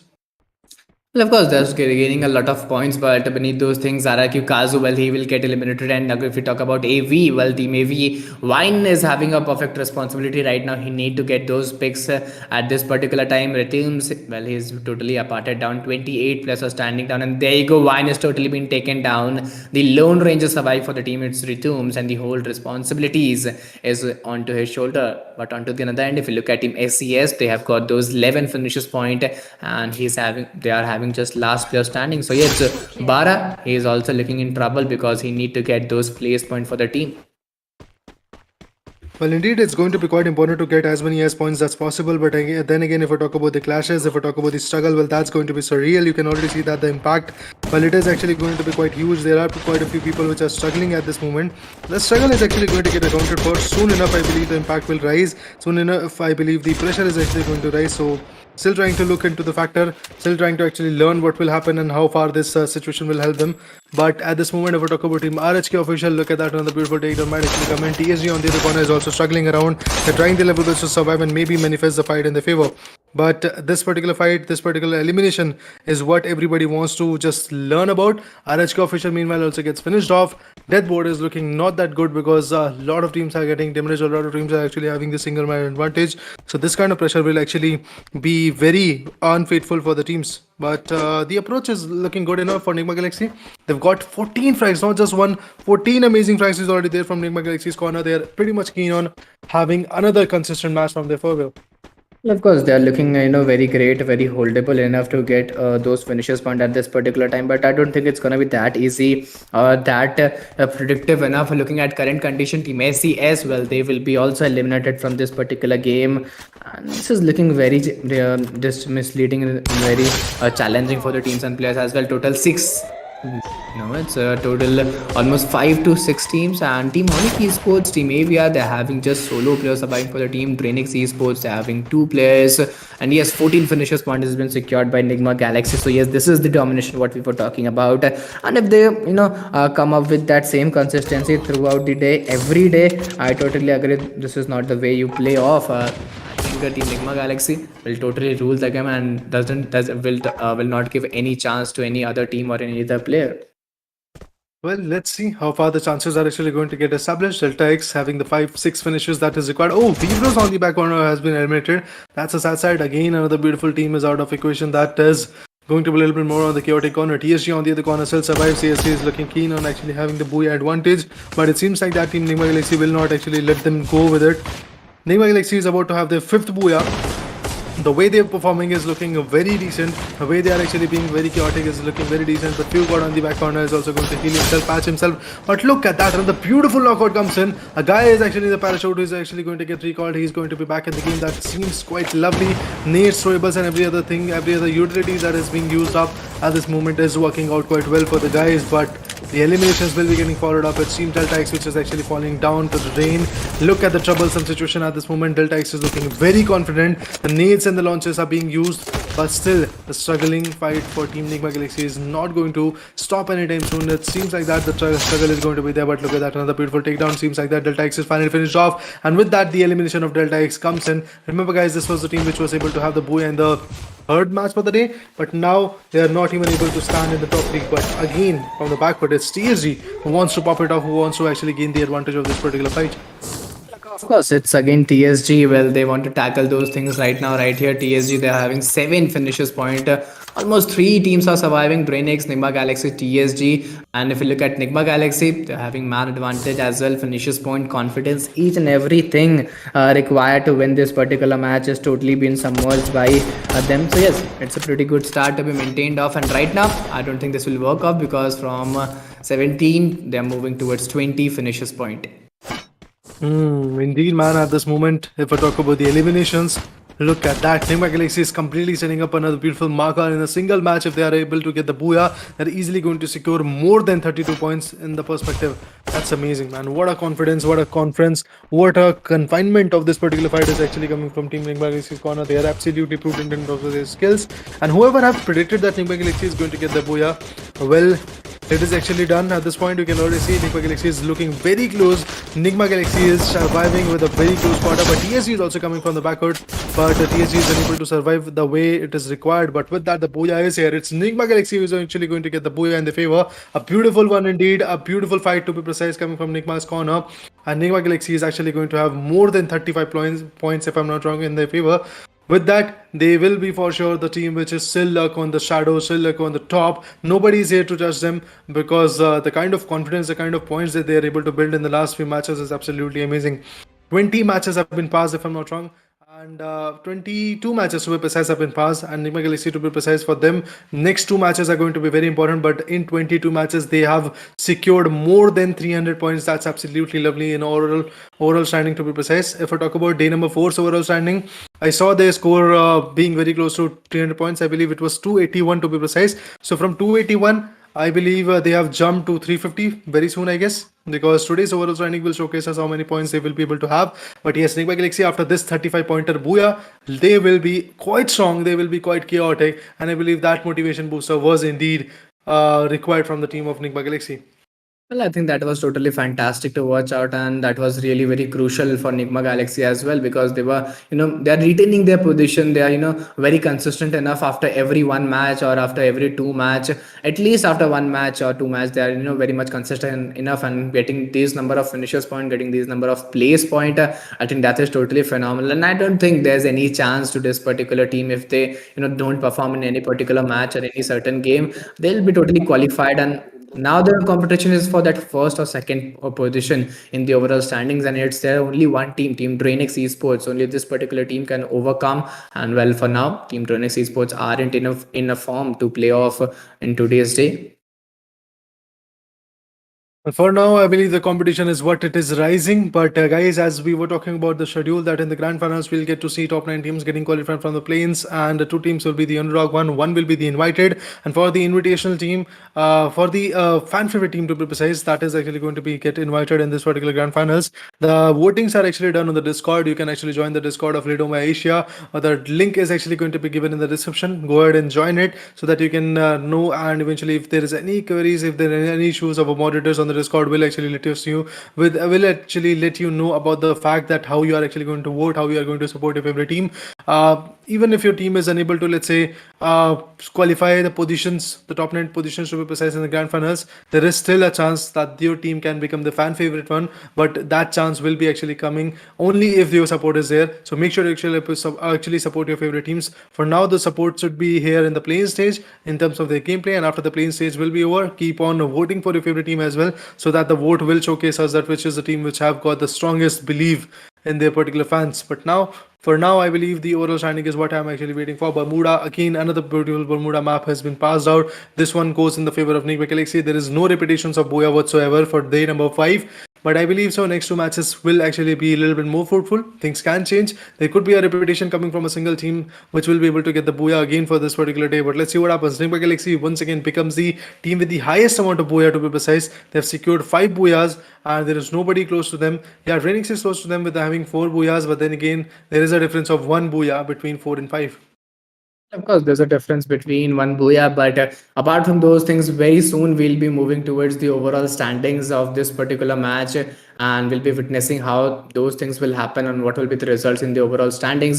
But before that, guys, if you haven't liked this stream, please go to hit that like button, subscribe the channel, or share the stream with your friends, with your mates, and do show your support, because it becomes very much important for each of us that you show your consistency in the support system as well. Do hitting that like button, subscribing the channel, sharing the stream, But talking about this particular match, I'm pretty much sure 30 points will be delivered to Enigma Galaxy, and let's see how much Team DRANIX or Team RHK will gain, because they're almost a very tough. They're giving a tough competition, a tough tackle performance to the Team Enigma Galaxy. So let's see how will they overcome this particular game. But yes, there are still two matches remaining out: the map of Purgatory and the map of Kalahari. So again, these two matches are the matches where the team at lower stages gives a good comeback, and let's see which team could get a comeback in next upcoming matches.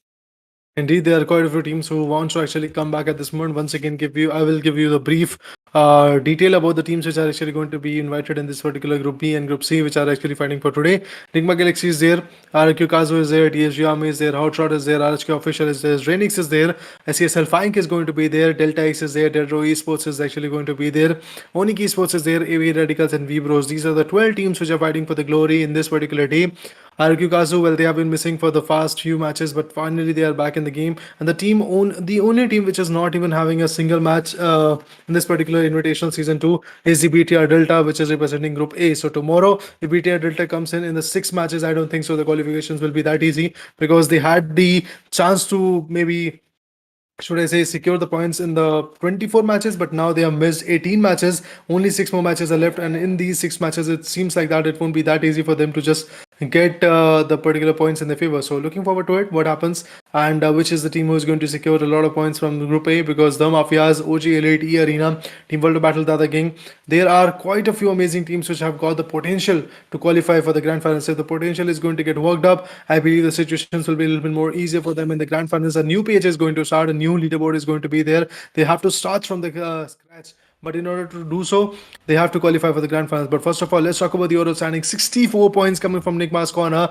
That gives them a total of 340 plus points in the overall standing from day number 1 to day number 5.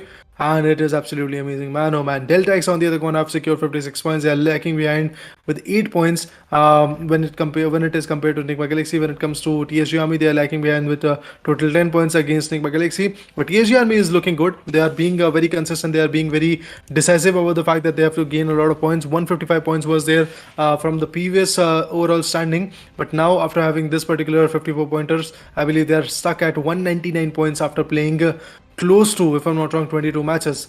But just few matches more from the corner, just 2 more matches, a couple of matches that are left.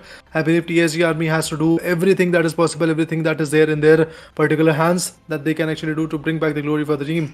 Apart from that, if we talk about teams like VBros, 54 points from the corner, they're representing Group C, if I'm not wrong, so they can easily come back even stronger. They have got the grasp of this particular fight. 54 points from their point, for 54 points from their perspective as well. Meanwhile, when it comes to DRANIX Esports, 52, ONIC Esports 48, SES ALFAINK 40 points, RHK Official 39, RRQ KAZU with 30 points as well, DEADROW Esports with 24, AV Radicals 22. HOTSHOT Esports is still the team with the least amount of points today. Well, of course, I believe this could be really very challenging. And as we can see, HOTSHOT Esports, AV Radical, DEADROW Esports, RRQ KAZU, RHK Official, well, they're lying at those last position. This could be really challenging for them, that how, they will getting those place point or finishes point, or a good position in overall standings. But talking about Nigma Galaxy, they performed really, really very well. But we'll be very soon moving towards the fifth match of the day, which is of Purgatory, the map of 3 islands, the map of chaos, the map of cluster. Let's see how will the P teams, how will be the players performing there, and what will be their results. Will be they aggressive enough, or will be they less less chaotic enough, because the map of Purgatory always brings a lot of comebacks and entertainment to our audience as well. So I request each and everyone to, guys, please go to hit that like button, subscribe the channel, share the stream with your friends, with your mates, and do show your support as well. Well, indeed, guys, go for it. Support the stream. But meanwhile, if we talk about the live chat, a lot of people are talking about the shifts that are coming in the Indian team's roster. It happens, guys, when your individual roster is not working out, and if there is any, should I say, issue in terms of that roster particularly, you have to change, you have to evolve, you have to adapt along the way, and TSG is one of those example. You can already see TSG is not even having a single booyah, but then again they are still being consistent. They have got 199 points altogether in the leaderboard. This shows that they are pretty much working out their way. And 2 more matches for TSG Army, and if TSG Army will be able to qualify, they have to gain the 2 back-to-back booyahs if it is possible from the particular corner. But apart from that, yes, we are pretty much excited and stoked to see the way the performance is coming up. Taseen Ahmed is supporting RHK Official, that is coming from Bangladesh. That's absolutely amazing. Whoever you are, guys, whichever team you are supporting, just make sure to actually give us the hashtag or whatever the team name is all about, so that we can actually know that which team is the one that you are supporting. For now, I believe the competition will actually rise, the fight will actually rise very soon. We'll get to see the day number five's overall standing as well, because the particular overall standing after the 6 matches is actually going to be very important. We have to know what kind of impact, what kind of dent is actually there in the lobby after 6 matches that has been performed today. But now we are actually going to move on for the fifth match for the day. Still waiting on the match to get started. Once the match will get started, I believe we'll get to know what kind of impact will be there from their perspective.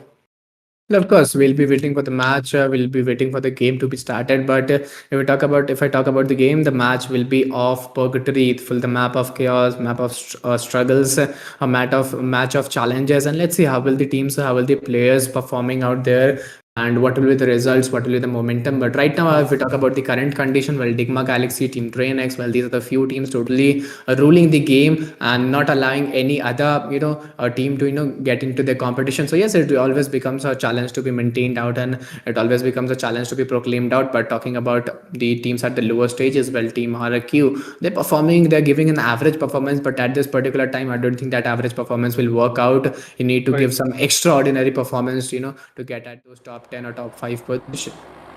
Indeed, you have to perform exceptionally well, but for now, the Purgatory is actually here right now, and let's see what happens with the Purgatory map. What happens here stays here. But I guess the only thing that matters at this point is actually having the right amount of points. In order to do so, the players are actually going to compete very rapidly. The players are actually going to take a lot of shift, a lot of changes might actually come in this particular arena. So looking forward to it. What kind of fights is actually going to happen for now. The reasons from where the flight path started was the crossroads, and eventually it is dunking towards Mount Villa and stuff like that. But the people which are jumping in areas like Brasilia and other locations, it would be a very fruitful approach from the corner. But for now, the Asia Invitational Season number 2 presented by Lidoma Asia is here. It started. The Plains Day number 5's fifth match is actually here. And if we talk about stop, the M24 is already in the backpack.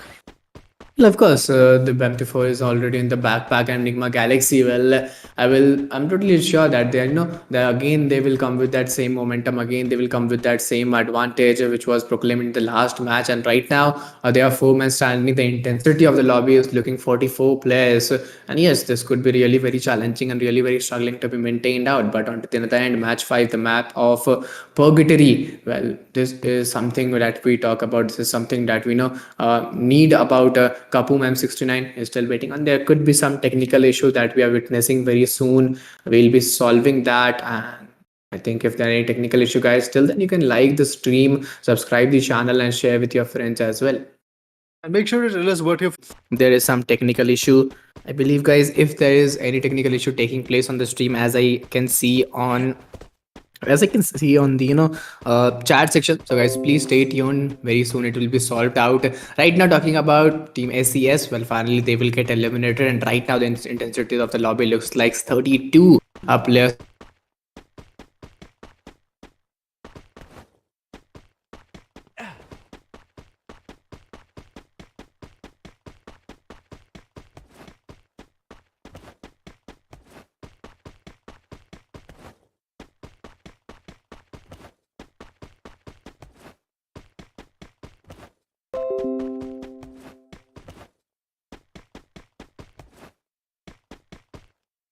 if we talk about Mabo works in that particular arena, another set of fight might actually rise. So looking forward to see what happens and how what kind of, let's say, approach is actually going to be there. But for now, I guess we are just waiting on the call outs. We're waiting on the figuring outs of these particular players, that how far will they be able to go. Remember guys, group B and C are the two groups which are taking up a fight, and these two groups are just trying their level best to struggle and maybe have as many as points as possible. But then again, this struggle is not going to be that easy. SES ALFAINK on the other corner is another beautiful team which is trying to just go ahead and be a little bit more on the chaotic corner. Yes, the minor technical glitches are going to be there, but eventually your support is what is required, and the stream will be back on the track in no time. But this is Asia Invitational Season number 2, the Plains Day number 5. I mean, to say that the day number 5 is here. Already the chaos is rising, but for now I believe the fight is once again getting queued up. Safe zone is shrinking, 36 players are surviving, but the remaining which are surviving are actually on the back foot.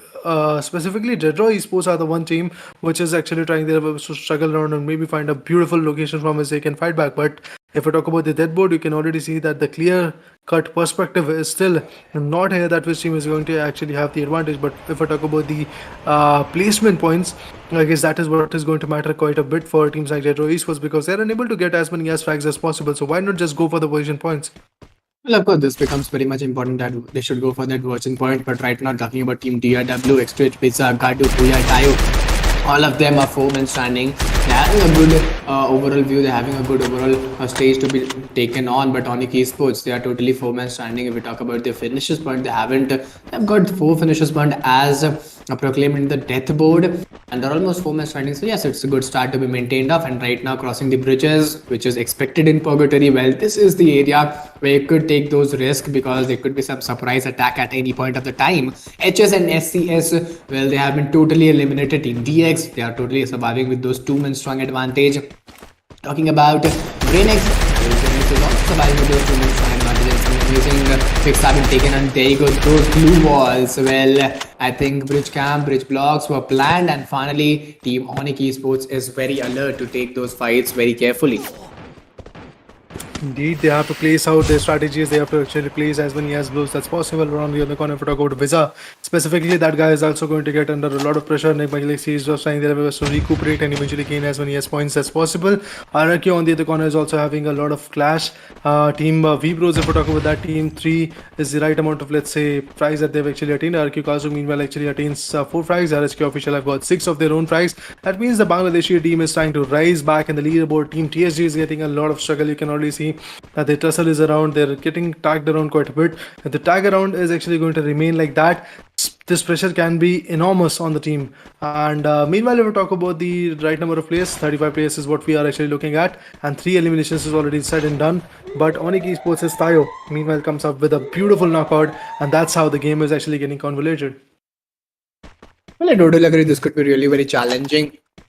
Talking about ONIC, they're still holding a good approach. They're still holding a good phase to be maintained on. And right now, I think this good start could give a lot of confidence and a lot of boost to the teams and players as well. Let's see how will they move on or what will be the scenarios. But RRQ, I think there's needed a good backup. A good comeback is very much needed by the team RRQ because they are in each and every match they're showing a very average performance.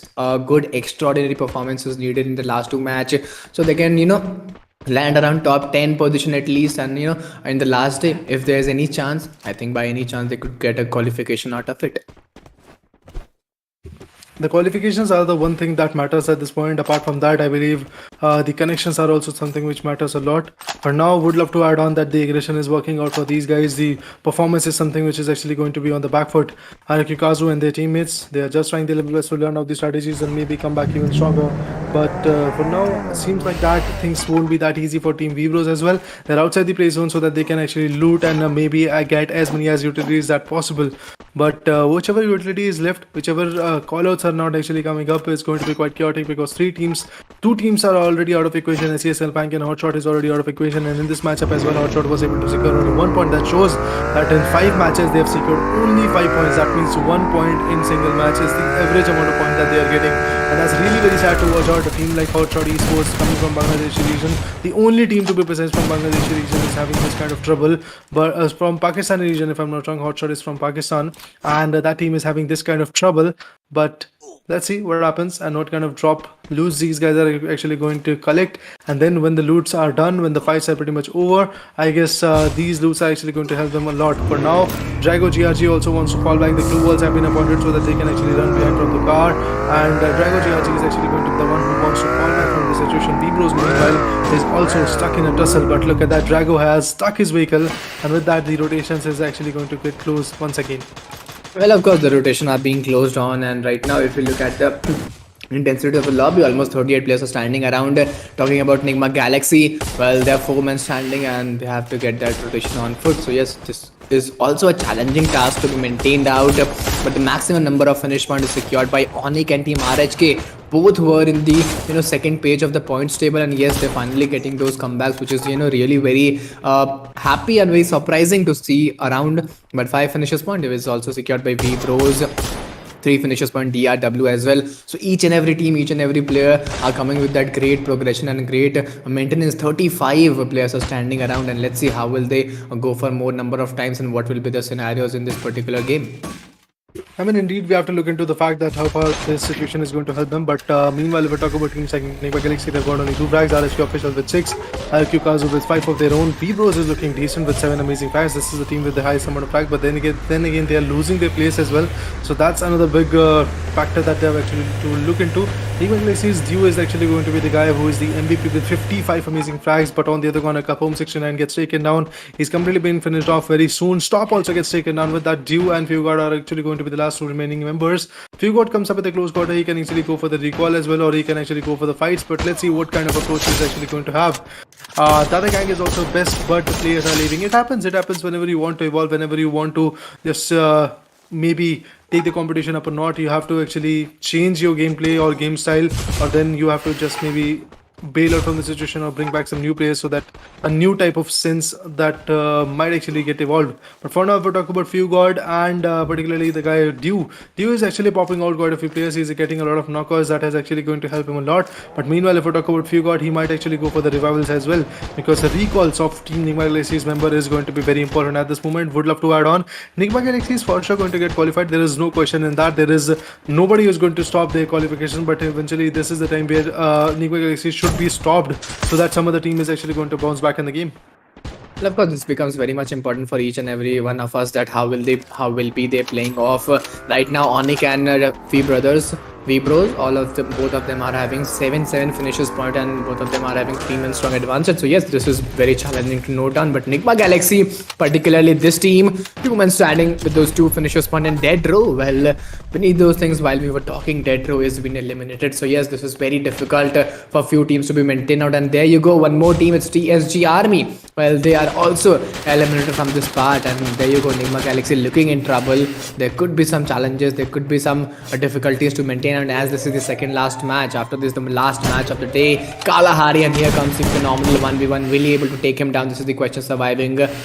I think Dew is having a bigger responsibility to chase on, and yes, finally is going for that 1v1, but I don't think this will be that easy. And there you go, it's not a 1v1, it looks like a 1v2. The whole responsibility is on Dew, and Fugard, if he comes in, I think a good support could be maintained off.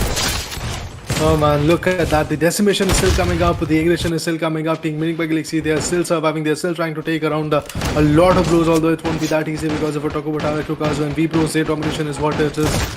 Getting a follow up, but oh, that was an amazing shot coming from EV Radical Sanamo. That was an amazing takedown to be precise, coming from the corner. But now they are actually trying their best to go around the nades. But those nades are not getting connected, so once again they have to regroup and maybe change the different angles. This guy has actually got another beautiful takedown. Oh man, once again a knockout comes in.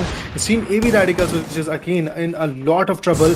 So let's see what kind of trouble is actually going to get involved. We have got Delta X, and they are still surviving. They're still actually trying their level to tag around, maybe get the points. But look at that, the revival came in, and just at that same exact moment, knockout also get followed up. And of course, beneath those same moment, knockouts also get followed up. For talking about Raymil, Vine, Tanamo, all of them are holding a good approach. All of them are holding a great stance to be move on. 10-10 finishes point has been secured by V-Bros and RRQ. And as we were talking about RRQ, that's a good comeback is needed. And finally, AV Vine, well, he's coming with that, some amazing knocks and some amazing finishes point. Total 12 players are standing. And if we look at Team AV, well, I've got those pretty good finishes point into their favor. And yes, AVR has got those 1 finish point. Still the lone ranger surviving for the Team Vine. And we were talking about RRQ. Well, I was expecting for some extraordinary performance, and finally they are onto the roll. Total 10 finishes point is secured by this particular team, and they're almost with those 4-man strong advantage. So I believe this is the moment where they could get some booyah in their favor. Indeed, the expectations are quite high at this point from every single team, but eventually only the 11 members which are surviving in the lobby are the hopes that the fights might actually be in their favor. But for now, we'll talk about RRQ Ebe. He's actually on the back foot. Let's see how far the struggle is actually going to go on. And at the same moment, if we talk about the aggression, that is also going to be there. RRQ is looking good enough. 10 frag is what they are actually having. V-Bros from their vertical corner, 12 frags is coming up.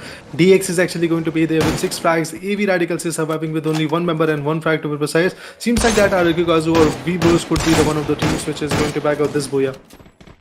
Well, of course, I totally agree. This could be really very challenging. This could be really very struggling to be maintained on. And I believe, yes, this is a good start to be chased on. Right now, I'm sorry, right now looking at the current condition, we bros with those 12 finishes point. And there you go. This is that region is what we talk about. This is the entertainment what we maintain for. Rohit is coming with those some back-to-back knocks. RRQ, well, those 10 finishes point. V Bros with those 12 finishes point into the favor, and it's a great start to be chased on. It's a great momentum to be pulled on.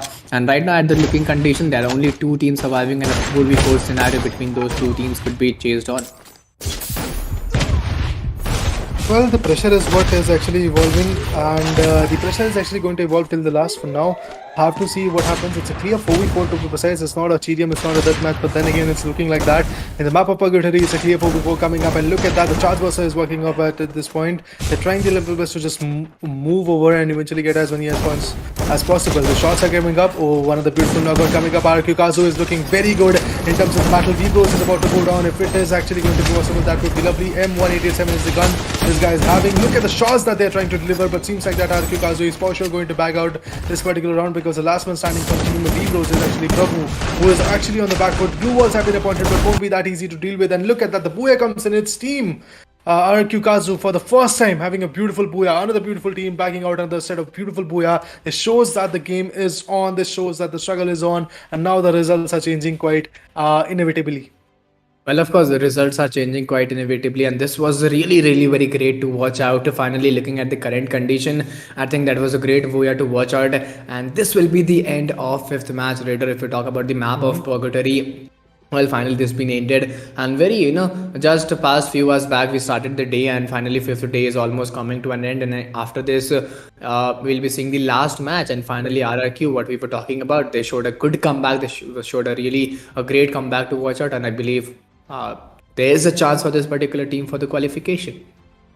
Indeed, there is a chance, but eventually, let's see what kind of chance is actually going to get built at this moment. If we talk about the leaderboard, in the leaderboard, would have to see what kind of performances actually was there. So I'm just going to revive and recall the leaderboard to be precise, so that we can know that what kind of impact was there from the start. Although it was a very tough competition to be precise, but then again, these kind of things happens, and eventually the tussle is actually going to remain same. For now, have to just say and congratulate that RQ KAZU on their performance. I believe their hopes are actually going to rise a lot. A lot of people are actually going to expect that now the rise of Team RQ KAZU might actually come in, although it's a little bit too late to be honest.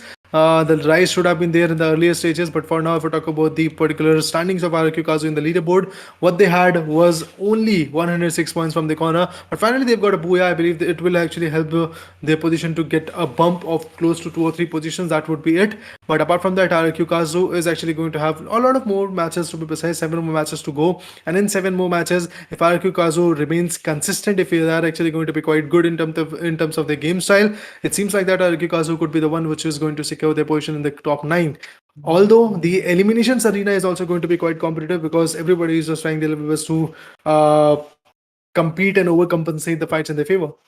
Well, of course, I already think that this could be really very struggling. This could be really very challenging to watch out. But finally, RRQ is coming with that good momentum to be chased out. A good, profitable momentum is being maintained out by Team RRQ. And right now, if they get the same in the map of Kalahari with those, at least 20 to 25 points into the favor, I think they could totally generate a good points by the end of the day. And if they have any chance to play tomorrow, so yes, there's a chance for the qualification as well for that particular team.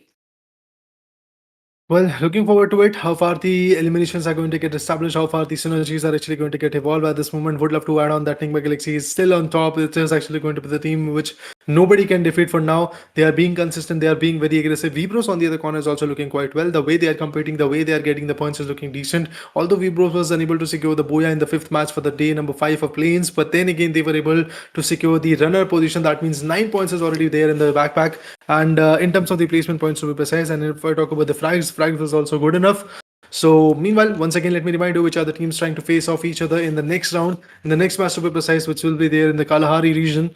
It's NIGMA Galaxy, it's RRQ KAZU, TSG Army, HOTSHOT, RHK Official, DRANIX, SES ALFAINK, Delta X, DEADROW Esports, ONIC Esports, AV Radicals, and Vibros. And to be honest, it's quite good to see that finally we are actually getting the lobby of 48 players, because in the initial battles, in the initial 4 days, we saw that only 42 or somewhere around 40 players were coming back in the lobby. It happened due to, I guess, the missing out of teams like VTR Delta, and eventually yesterday teams like RQ KAZU also failed to join. So these few minute issues were actually quite chaotic, but now when the lobby is pretty much ample, the frags are actually going to be quite ample. Even if the teams want to delegate with the fight, they won't be able to do so, because the clash is going to be there for sure, because we have got the maximum number of players that is allowed in the particular lobby. And in this particular situation, the fights are actually going to be quite aggressive. The people which are actually surviving are actually going to be there on the on point aggression as well.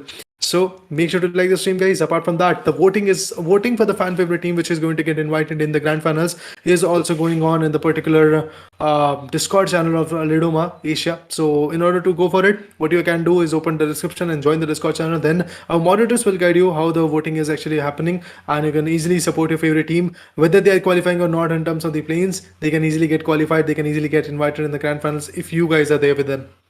Of course, if you guys are there with them, they can surely get qualified as well. But very soon we will be coming to the points table, and we'll be seeing that how Team RRQ has changed something in the points table, or what is their upstanding after this lethal and aggressive performance in overall standings. But right now, before that, guys, I'll request each and everyone to please, guys, go to hit that like button, subscribe the channel, share the stream with your mates, with your friends, and do show your support, because this becomes very important for each of us, to give that moral support to us, to our casters, to audience, to a production team, as well as to the organization as well, because we get moral support as well as a positive, we'll also get a positive intent that we can come with some more few tournaments and some more amazing events as well. But right now, currently talking about the next match, which is the last match of the day. Well, this is of map of Kalahari, the map of deserts, the map of chaos. And let's see how will the players and teams playing off there. But right now, if we look at Vibros, they're totally leading the table with those 77 points. Talking about NIGMA Galaxy 74, Delta X Esports 69, ONIC Esports 63, DRANIX 60, RRQ 57. So one more good game and RRQ could come on those top three easily from 57 to 70 plus. Indeed, it's quite possible, but let's see how far these possibilities are going to get built. The way the performance is coming up is looking quite well. The performance is looking good. The aggression is looking good from these teams. I'm actually expecting a lot of changes from these teams, and it seems like that these changes are going to get evolved soon enough. And the team which is actually going to be consistent is obviously going to bag out the highest amount of points. And it's NIGMA Galaxy for now. But coming to the live chat, I believe a lot of people are actually trying to support their favorite teams. And if we talk about the positioning, well, you saw how far the positions are working out, but for now, RHK official is already eliminated. What is this? I mean, that's a very early loss, to be honest. Well, I think it was really very shocking to watch out before the match started, before we could come and we could witness those things. Team RHK official, if I'm not wrong, they have been totally eliminated from here. But right now, talking about the current lobby condition, well, 35 players are standing around. Team DRW, Extract, Jaguar, Sahel, DRW KD09, all of them are 4 men standing with a good hold, with a good approach to be maintained on. Let's see how will they play off and what will be the results, what will be the momentum to be chased on. But right now, I don't think this will be very much easy. Right now, I don't think this will be very much momentalized to be maintained off. Jaguar, he's still waiting on a good approach, a good maintenance to be chased out, and the question is that for how much more longer time he'll be able to attack those things. And then a perfect jump shot behind him, and he was totally not prepared for that. Jaguar going for that 1v2 and finally is delivering out his weapon very nicely, and 2 players has been taken down, and finally the elimination is also been done. 5 finishers point has been secured by Team DRW, and until Jaguar is surviving, I don't think Team DRW need to worry. Indeed, they don't have to, but at this point, I believe the revival is something which is going to be quite important. But Jaguar having 5 amazing finishers, DEADROW Esports is actually going to feel quite a comfortable moment at this moment. If we talk about the live locations, look at that. Okay, the 6th frag also comes in. SES ALFAINK gets eliminated quite early. That's a sad side, to be precise. The teammate is actually getting shattered quite a bit in the earlier clashes. These kind of things is actually going to be quite thing with the Ruckus and RQ. If I talk about that particular team, they are pretty much close to DRANIX in the refinery region. And apart from that, Vibros is also there in the close quarters in the refinery region. So there are three teams in the refinery region, and these three teams, if they are in a tussle, things can change quite rapidly. And you can already see that the number of players is diminishing. We had 48 players, if I'm not wrong, and now we are looking at 28. That means 20 players have already been finished off. And in this initial momentum of the fight, not even a single circle has been finished off at this point. But still, before that, a lot of players are already out of equation. This shows how far the aggressions can actually develop. But let's see what happens eventually. This is the last game. Yes, other stressed. This is the last game. Don't worry about it. In this last game, you will see a lot of ups and downs. The area where these fights are actually coming up is the command post, where Team DEADROW Esports was able to secure a lot of points. Jaguar himself was single-handedly able to secure 6 amazing frags. This guy is just on par for now. Of course, he is totally acquiring those things right now. Totally here. Extract, Jaguar 9, Sahil, KD09, all of them are 4 men standing. They haven't got any finish point. Yes, and yet, yes, it is a good start to be maintained off. Yes, it is a good start to be chased on. Total 26.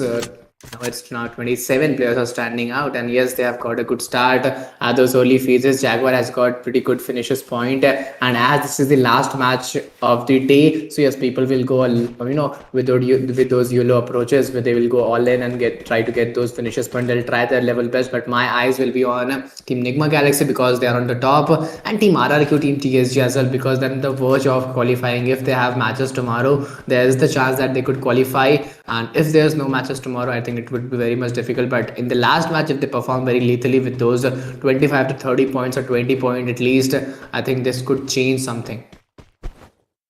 Well, indeed, the performance is actually something which I want to see. How far the performance is going to get built, how far the synergy is actually going to get built is the bigger question for now. But it seems like that Team DEADROW Esports is trying their level best to overcompensate and gain as many as points. And look at that, all revival is also done. Quite a few players are actually back in the game. Seems like that things might change quite rapidly. But let's see how far this rapid change is actually going to come in. For now, we have got a lot of players to be precise, which are lurking in the shadow, which want their level best to actually come back in the shadows.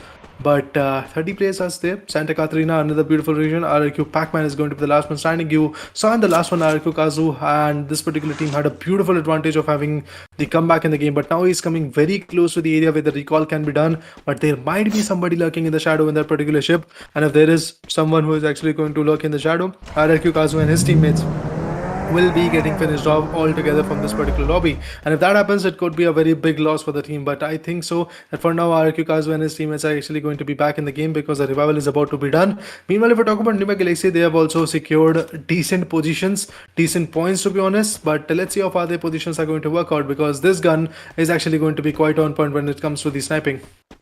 Of course, this gun could be totally on point. If we talk about sniping, 32 players, well, they're totally surviving on, and a good hold, a good momentum could be chased out. Right now, if we talk about Fegood as well as Team NIGMA Galaxy, well, they haven't got any finish point yet. They're still rotating around and trying to get those advanced loot into their favor, which is totally, assured. If you have a good loot, you'll surely get a good start and you could win that fight against any opponent. But right now, if we look at Team SES, they have got those 2 finishes point. Team RRQ, they have got 3 finishes point, and Team DRW, well, they have got those 7 finishes point into their favor, which is totally fantastic to watch out. DRANIX Esports, well, they are also on roll. They've also got DRANIX Esports have also got 6 finishes points. So yes, teams are getting good start, and RRQ, well, they have also got a good start. So the momentum is totally into the favor of RRQ, and I was I was praying that they could get those same momentum in yesterday days as well, but they weren't available as well. So right now, if they play today very phenomenally, there's a high probability chances that they could be qualified.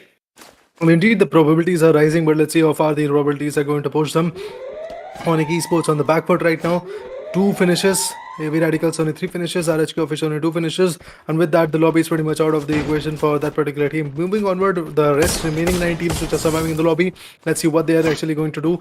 And as we all know that this is the regions where the fight might actually change quite rapidly. TSG is the one team which is getting pressurized quite a bit, and TSG is finally having a frag, but I believe TSG's players are actually getting a pressure all together. SES ALFAINK, well, they are back in the game. Seems like that at this point will be actually getting in the favor. Jojo on the back corner from Team SES ALFAINK are finish off. Woodpecker is in hand, trying to point those shots, and eventually, yes, the shots are coming up. Look at that, and the beautiful finish off, and I believe with that TSG is also going to get eliminated. Seems like that. Let's see what happens eventually, if the eliminations play is actually going to come for us or not. But if I talk about Team HOTSHOT, on the back corner, we have got Union 69, HOTSHOT 18, along with Hasu and Sikka. These are the 4 members which are surviving from HOTSHOT's corner. But Team HOTSHOT, from the past few matches, from the past 5 matches to be precise, have gained only 5 points. It shows that this team is even unable to just, let's say, secure double digits in a single match. Of course, this surely becomes really very challenging. And talking about particularly Team Hotshot, they have 4 men standing. And if we talk about their finishers point, they have got 6 finishers point, and all of the 4 players are still standing out. So yes, this is a good start to be maintained off. And I believe for how much more longer time they will come up with that same consistency. Sika has got those 4 finishers point into their favor alone. So yes, he is playing a very vital role right now, right here. And for how much more longer time he'll maintain the same consistency. And I could think that if we look at Team SES, well, they were good in the 3rd match, and right now in the 6th match, after I believe in each map of Kalahari, Team SES is performing very great. But indeed, the performance is something which is going to evolve through the time. TSG on the back foot after losing 1 good member. When the recall is done, Legend is back in the game, Black is there, Walia is going to be there, Senior is also surviving in the close quarters. The area is mammoth. I mean, it is pretty much a secluded region, but there is nobody to counter them for now, and that's good enough. DEADROW Esports, after showcasing that kind of dominance, they're also lurking in the shadow. They're also trying their best to survive a bit. Jaguar is missing. The guy who was able to secure 6 amazing frags is missing at this point. He has been finished off, but the recall is easily going to be done. And look at that, those vending machines are going to be used so that the shop tokens will be able to help this particular team to bring back Jaguar. And Jaguar is already back in the game. This seems a little bit more lovely for the team known as DEADROW Esports. It seems like that they can easily bounce back a bit. There's a chances to bounce back, but right now looking at Team RRQ, Lagelo has been picked off. Pac-Man, Razor and Abe are the last 3 players standing for the team. Total 31 players are standing out, and a good momentum and a good hold is been maintained out. A good challengeable scenarios has been maintained out. Talking about SES, WB, TSG, DRW, NIGMA, Galaxy and HS, all of them are standing in a great hold, but 10 finishes point is secured by Team DRW, and in the early phases itself they have got those 6 finishes per day, and still they haven't lost any single player. So yes, this is the start we were talking about. This is the momentum of what we were talking about, and a source of entertainment has also been witnessed out. So let's see for how much more longer time they can maintain the same consistency, they can maintain the same hold. And I don't think there's going to be that easy enough for any one particular team or any one particular player to chase on with. But right now, WB Drago G, WB position, all of them are 4 men standing. And talking about Team V Bros, well, they have got only 2 finishes points, so a pretty decent positive start. Well, indeed, the start is there, but let's see how far the start is going to push them. Look at that, the guns are coming up in this close vicinities. They've got the Scars, they've got the M4s, but let's see what kind of gun they are actually going to pick at this moment. If I talk about the guys coming from Rebos, I believe everybody is just focused more on the shotguns, and 1887 is in the hands of a lot of people.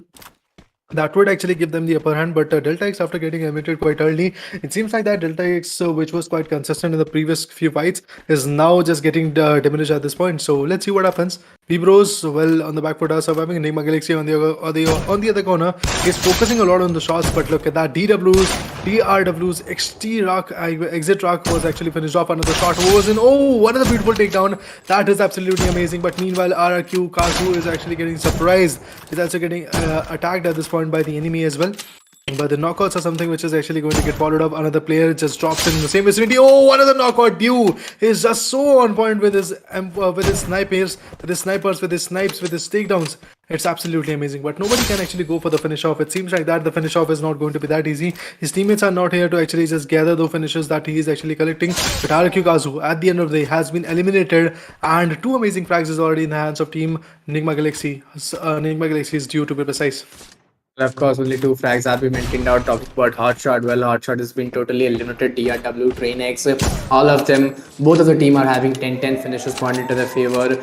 SES have 7 finishes point, and yes, each and every team is having 4-man advantage except the Team DRANIX. They are having 3-man strong advantage. NIGMA Galaxy, they haven't got much finishes point. They have only They only have almost one finish point and DRANIX. Well, if you talk about this particular team, they have 10 finishes point to the favor, and a lethal start has been maintained now. Mal is just onto the roll. He has almost got those 6 finishes point into his favor, and he's totally ruling the game into the another side. But aimbot, just due to some extra overcommitment, he's been taken down.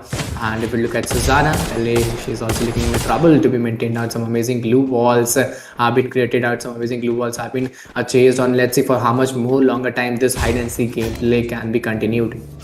Seems like that the hide and seek gameplay is not going to go that easy. Susanna has been taken down. Pew is about to go down if we're talking about Mal himself, but he's also going to fall back from the region of the refinery to another refinery region. That's good enough. The way he's actually jumping down is also not going to cut the deal, and the beautiful knockout comes in. With that, Pew becomes the last man standing.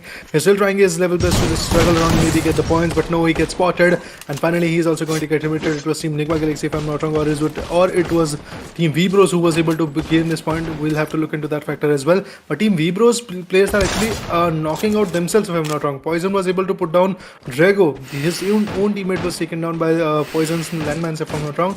But NIGMA Galaxy, the way they are having the advantage of this particular area is looking good. As the shot actually goes in, seems like that NIGMA Galaxy is still trying to actually have the higher advantage in their favor. Well, of course, he's totally having the height advantage into his favor, and right now looking at DRW, TSG, NIGMA Galaxy, and Vibros, all of them are having a good hold, having a pretty good stance to be maintained. Our total 14 plus 3, 17, and 118 finishes point has been secured by the team. Good, great start has been maintained. Well, let's see how will the teams, let's see how will the players perform out, and what will be the results, or what will be the momentum to be chased on. I don't think that will be that much easy to be move on, but yes, it will be really very much crucial. Total 16 players are surviving, and if you look at the live teams, 5 teams are surviving right now, right here. NIGMA Galaxy Dew, well, he's coming with that jump. Some amazing glue walls have been created. He's barely surviving on those 5 HP. A first aid kit has been popped out. Let's see, will he able to take that pick from his side or not? Says, well, this team has been eliminated. Total 4 teams are surviving, and 12 finishes point is already secured by Team GRW. Vibros 4 finishes point, SG4 and NIGMA Galaxy 6 finishes point.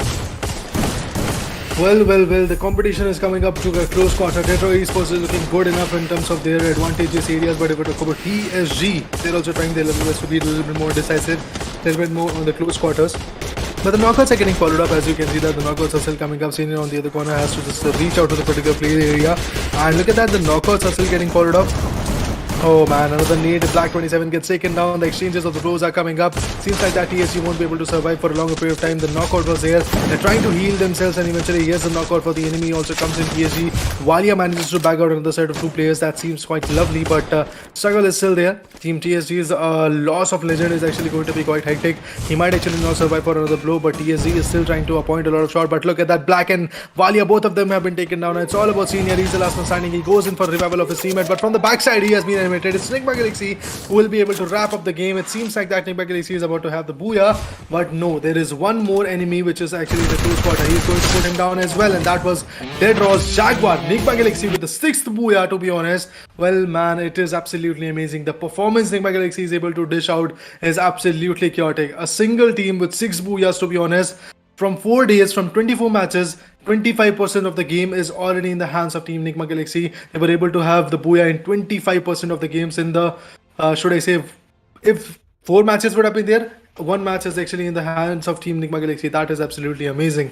NIGMA Galaxy, a beautiful performance indeed coming from the corner. From the start till the end, they were being chaotic. I'm talking about NIGMA Galaxy, the reason being that because NIGMA Galaxy was representing Group B, and unfortunately, or should I say fortunately, Group B's matches are over. All of the matches from Group B's perspective is pretty much finished, and now there are 6 matches left from Group A's corner, 6 matches left from Group C's corner, and the comeback might actually come in, but nobody is going to push down Team NIGMA Galaxy, because NIGMA Galaxy is the team which is at the top for now, and eventually their top position is going to remain same. Reason being because they've secured 2 booyahs in this particular day, and eventually 1 booyah was there, which was a 35 plus pointer, and apart from that, this booyah was also quite chaotic. I believe close to 10 of 15 flags was there from this corner. So another set of 25 points is going to be there, and the scorecard could be actually coming up to a average of 350 plus points in the favor of Team Nigma Galaxy, and nobody will be able to reach out to that particular pointer because if we talk about teams like DRANIX Esports, they were also in the same group. So Group B's matches are finished. DRANIX Esports, which was a little bit more closer as compared to the rest of the lobby, to Nigma Galaxy is also not having that kind of advantage in this matchup. The DRANIX Esports was also getting eliminated quite early. That shows Nigma Galaxy is actually going to have a one-sided domination, a one-sided close quarter domination in their favor, to be precise, in the playing stage. But what happens in the grand final stage is going to be another story to talk about, because in the grand finals the leaderboard is not going to get carry forwarded. A new page will be written, a new from the scratch. I believe things will actually start from their particular perspective. So at that particular angle, Nigma Galaxy will have to start once again. They have shown their domination in the plains, but what if in the grand finals the rest remaining 8 teams are just trying to cook some new strategy? They're hiding their total strategies. They're just trying to qualify barely, and then in the grand finals they might actually show their aggressiveness. I'm talking about teams like Mafia. I'm talking about teams like TSG Army or Vibros even. These are the few teams which know how to play aggressive, which know how to counter teams like Nigma Galaxy, but they're not just messing around at this point. They just don't. They just want to let it go. They just want to actually make a deception that we are unable to do anything. We are a team which don't have that kind of potential, which don't have that kind of gunpowder. But eventually, I believe that gunpowder will come in soon enough when the grand final will come. Well, of course, when the grand final will come, gunpowder will also come in. And beneath those things, if I talk about the last match, which is of Kalahari, will finally come to an end. Nigma Galaxy will get a great win out of it. But apart from those things, if we talk about the last day, which is tomorrow, well, that's going to be really, really very tough for the teams at those lower stages. And team Group A and Group C, yes, I think they couldn't tackle Team Nigma Galaxy, but yes, some different challenges, some different competition could be seen around. We couldn't witness Team B, but Team Group B, but yes, Group A into Group C could be really, really very interesting to watch it. But apart from those things, if we talk about the grand finals after tomorrow's end, guys, we'll be witnessing 3 days grand final back to back, 6 matches every day. So yes, it is a very pleasure to watch it, and I'll request each and everyone to please, guys, go to hit that like button, subscribe the channel, share the stream with your friends, with your mates, and do show your support, because it becomes very much important, as I told earlier, for each of us to get that boost around, and to get that positive intent, so we could come with some few amazing events as well. But talking about the overall standings, well, there you go. Nigma Oh my. Galaxy is very close. They were very close to touching the target of 400, but right now they're at 382, and DRANIX Esports, well, they are at 334. Well, the lead is almost, if we look at, it's almost of 66 points, which is just amazing to watch out. At this moment, if we talk about team like Vibros is actually going to have another set of 6 matches tomorrow. But what they have to do is gain more than 125 points in their favor. Then they will be able to counter Nigma Galaxy and climb back to the #1 position. I'm not saying it's not doable. I'm not saying it's not possible. It is possible, but then again, the competition will evolve quite a bit, because tomorrow is the last day where Group A and C are going to fight each other. And Group A, we have quite a big name teams like TSG, like Mafias is going to be there. OG Elite from India is actually there. E Arena from Thailand is there. Team World of Battle from India again is going to be there. Dada Gang, another Nepali team, is going to be there. So tomorrow, 3 teams from India, one from Thailand, one from Nepal, are going to be present. And if BTI Delta also finds a way to come back in the game, I believe it could be another set of a beautiful team coming from Indonesia region, which is going to face off with the Group C. But for now, the scorecard is looking quite well. Look at that. We have got Delta X once again coming back in the qualifications arena. Delta X have got 6 matches more to play. HOTSHOT Esports, they are barely getting qualified for now. 193 points from the corner to be precise, but they can easily be thrown down. That's for sure. Some other team from the back end corner like the Mafias, ONIC Esports, E Arena, they can easily climb back on the leaderboard. And if you can see from #10 to #18, every single team have got 6 more matches to play. So they can easily come back from that 6 particular matches. So there is a very should I say, narrow link between these teams coming from #3 to #10. Anybody can tabletop at this moment. If I talk about TSG Army, they can be thrown out of the equation. RHK official can be thrown out of the equation. They can be disqualified. Even HotShot Esports can be disqualified at this moment. But if I talk about teams like SES, ALFAINK or OG Elite, if I talk about Delta X at this moment, if I talk about Vibros, these are the few teams which are in the qualifications arena, which still have got the chances that they can actually get qualified quite a bit. Now we are waiting for the MVP page so that we can know who is the MVP. Well, my prediction is going to be that it could be some other player coming from the team known as Nigma Galaxy. So looking forward.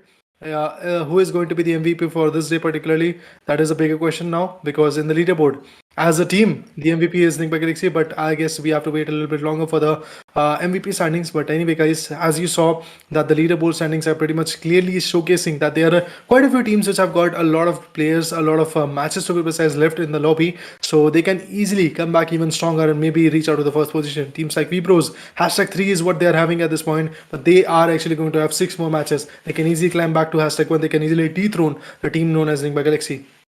Particularly to talking about the holdings, particularly talking about the chasing scenarios right now.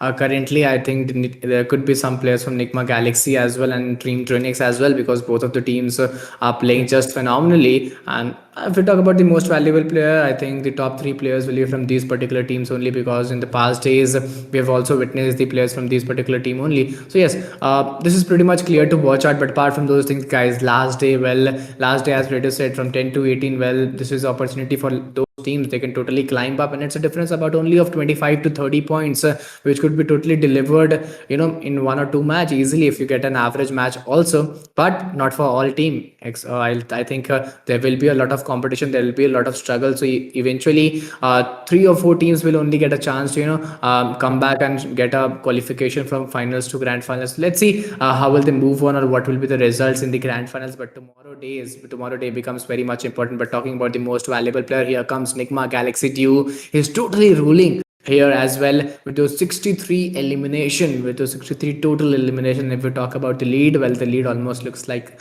of 13 points.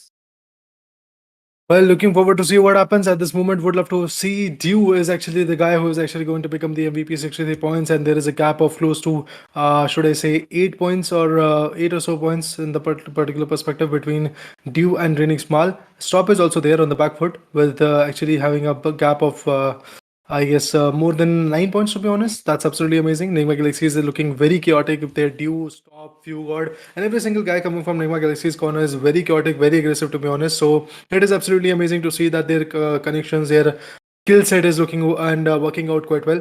Let's see. Let's hope that in the next upcoming day, to be precise, the 6th day of the play-ins, the final day, the judgment day, to be precise, of the play-in stage is actually going to be quite fruitful for these teams particularly. But NIGMA Galaxy, as we talked about them, their matches are over, DRANIX's matches are over. So the team which are actually on the top of the leaderboard are not going to have any kind of matches tomorrow. The player which is actually on the top of the MVP leaderboard standing, their matches are also going to end tomorrow and today, to be precise, and they are not going to have any kind of matches tomorrow. So this gives a beautiful chance to teams like OG, teams like TM, teams like VBros to showcase their talent and maybe reach out to the top position in the leaderboard and also become the MVP as well in the playing stage. Although it's not going to be any kind of fruitful approach for you, you're not going to get any kind of, let's say, prize for becoming the MVP or becoming the table topper in the playing stage. What you have to do is actually qualify for the grand finals. But then again, your motivation is going to get boosted if you are actually going to become the table topper of the stage.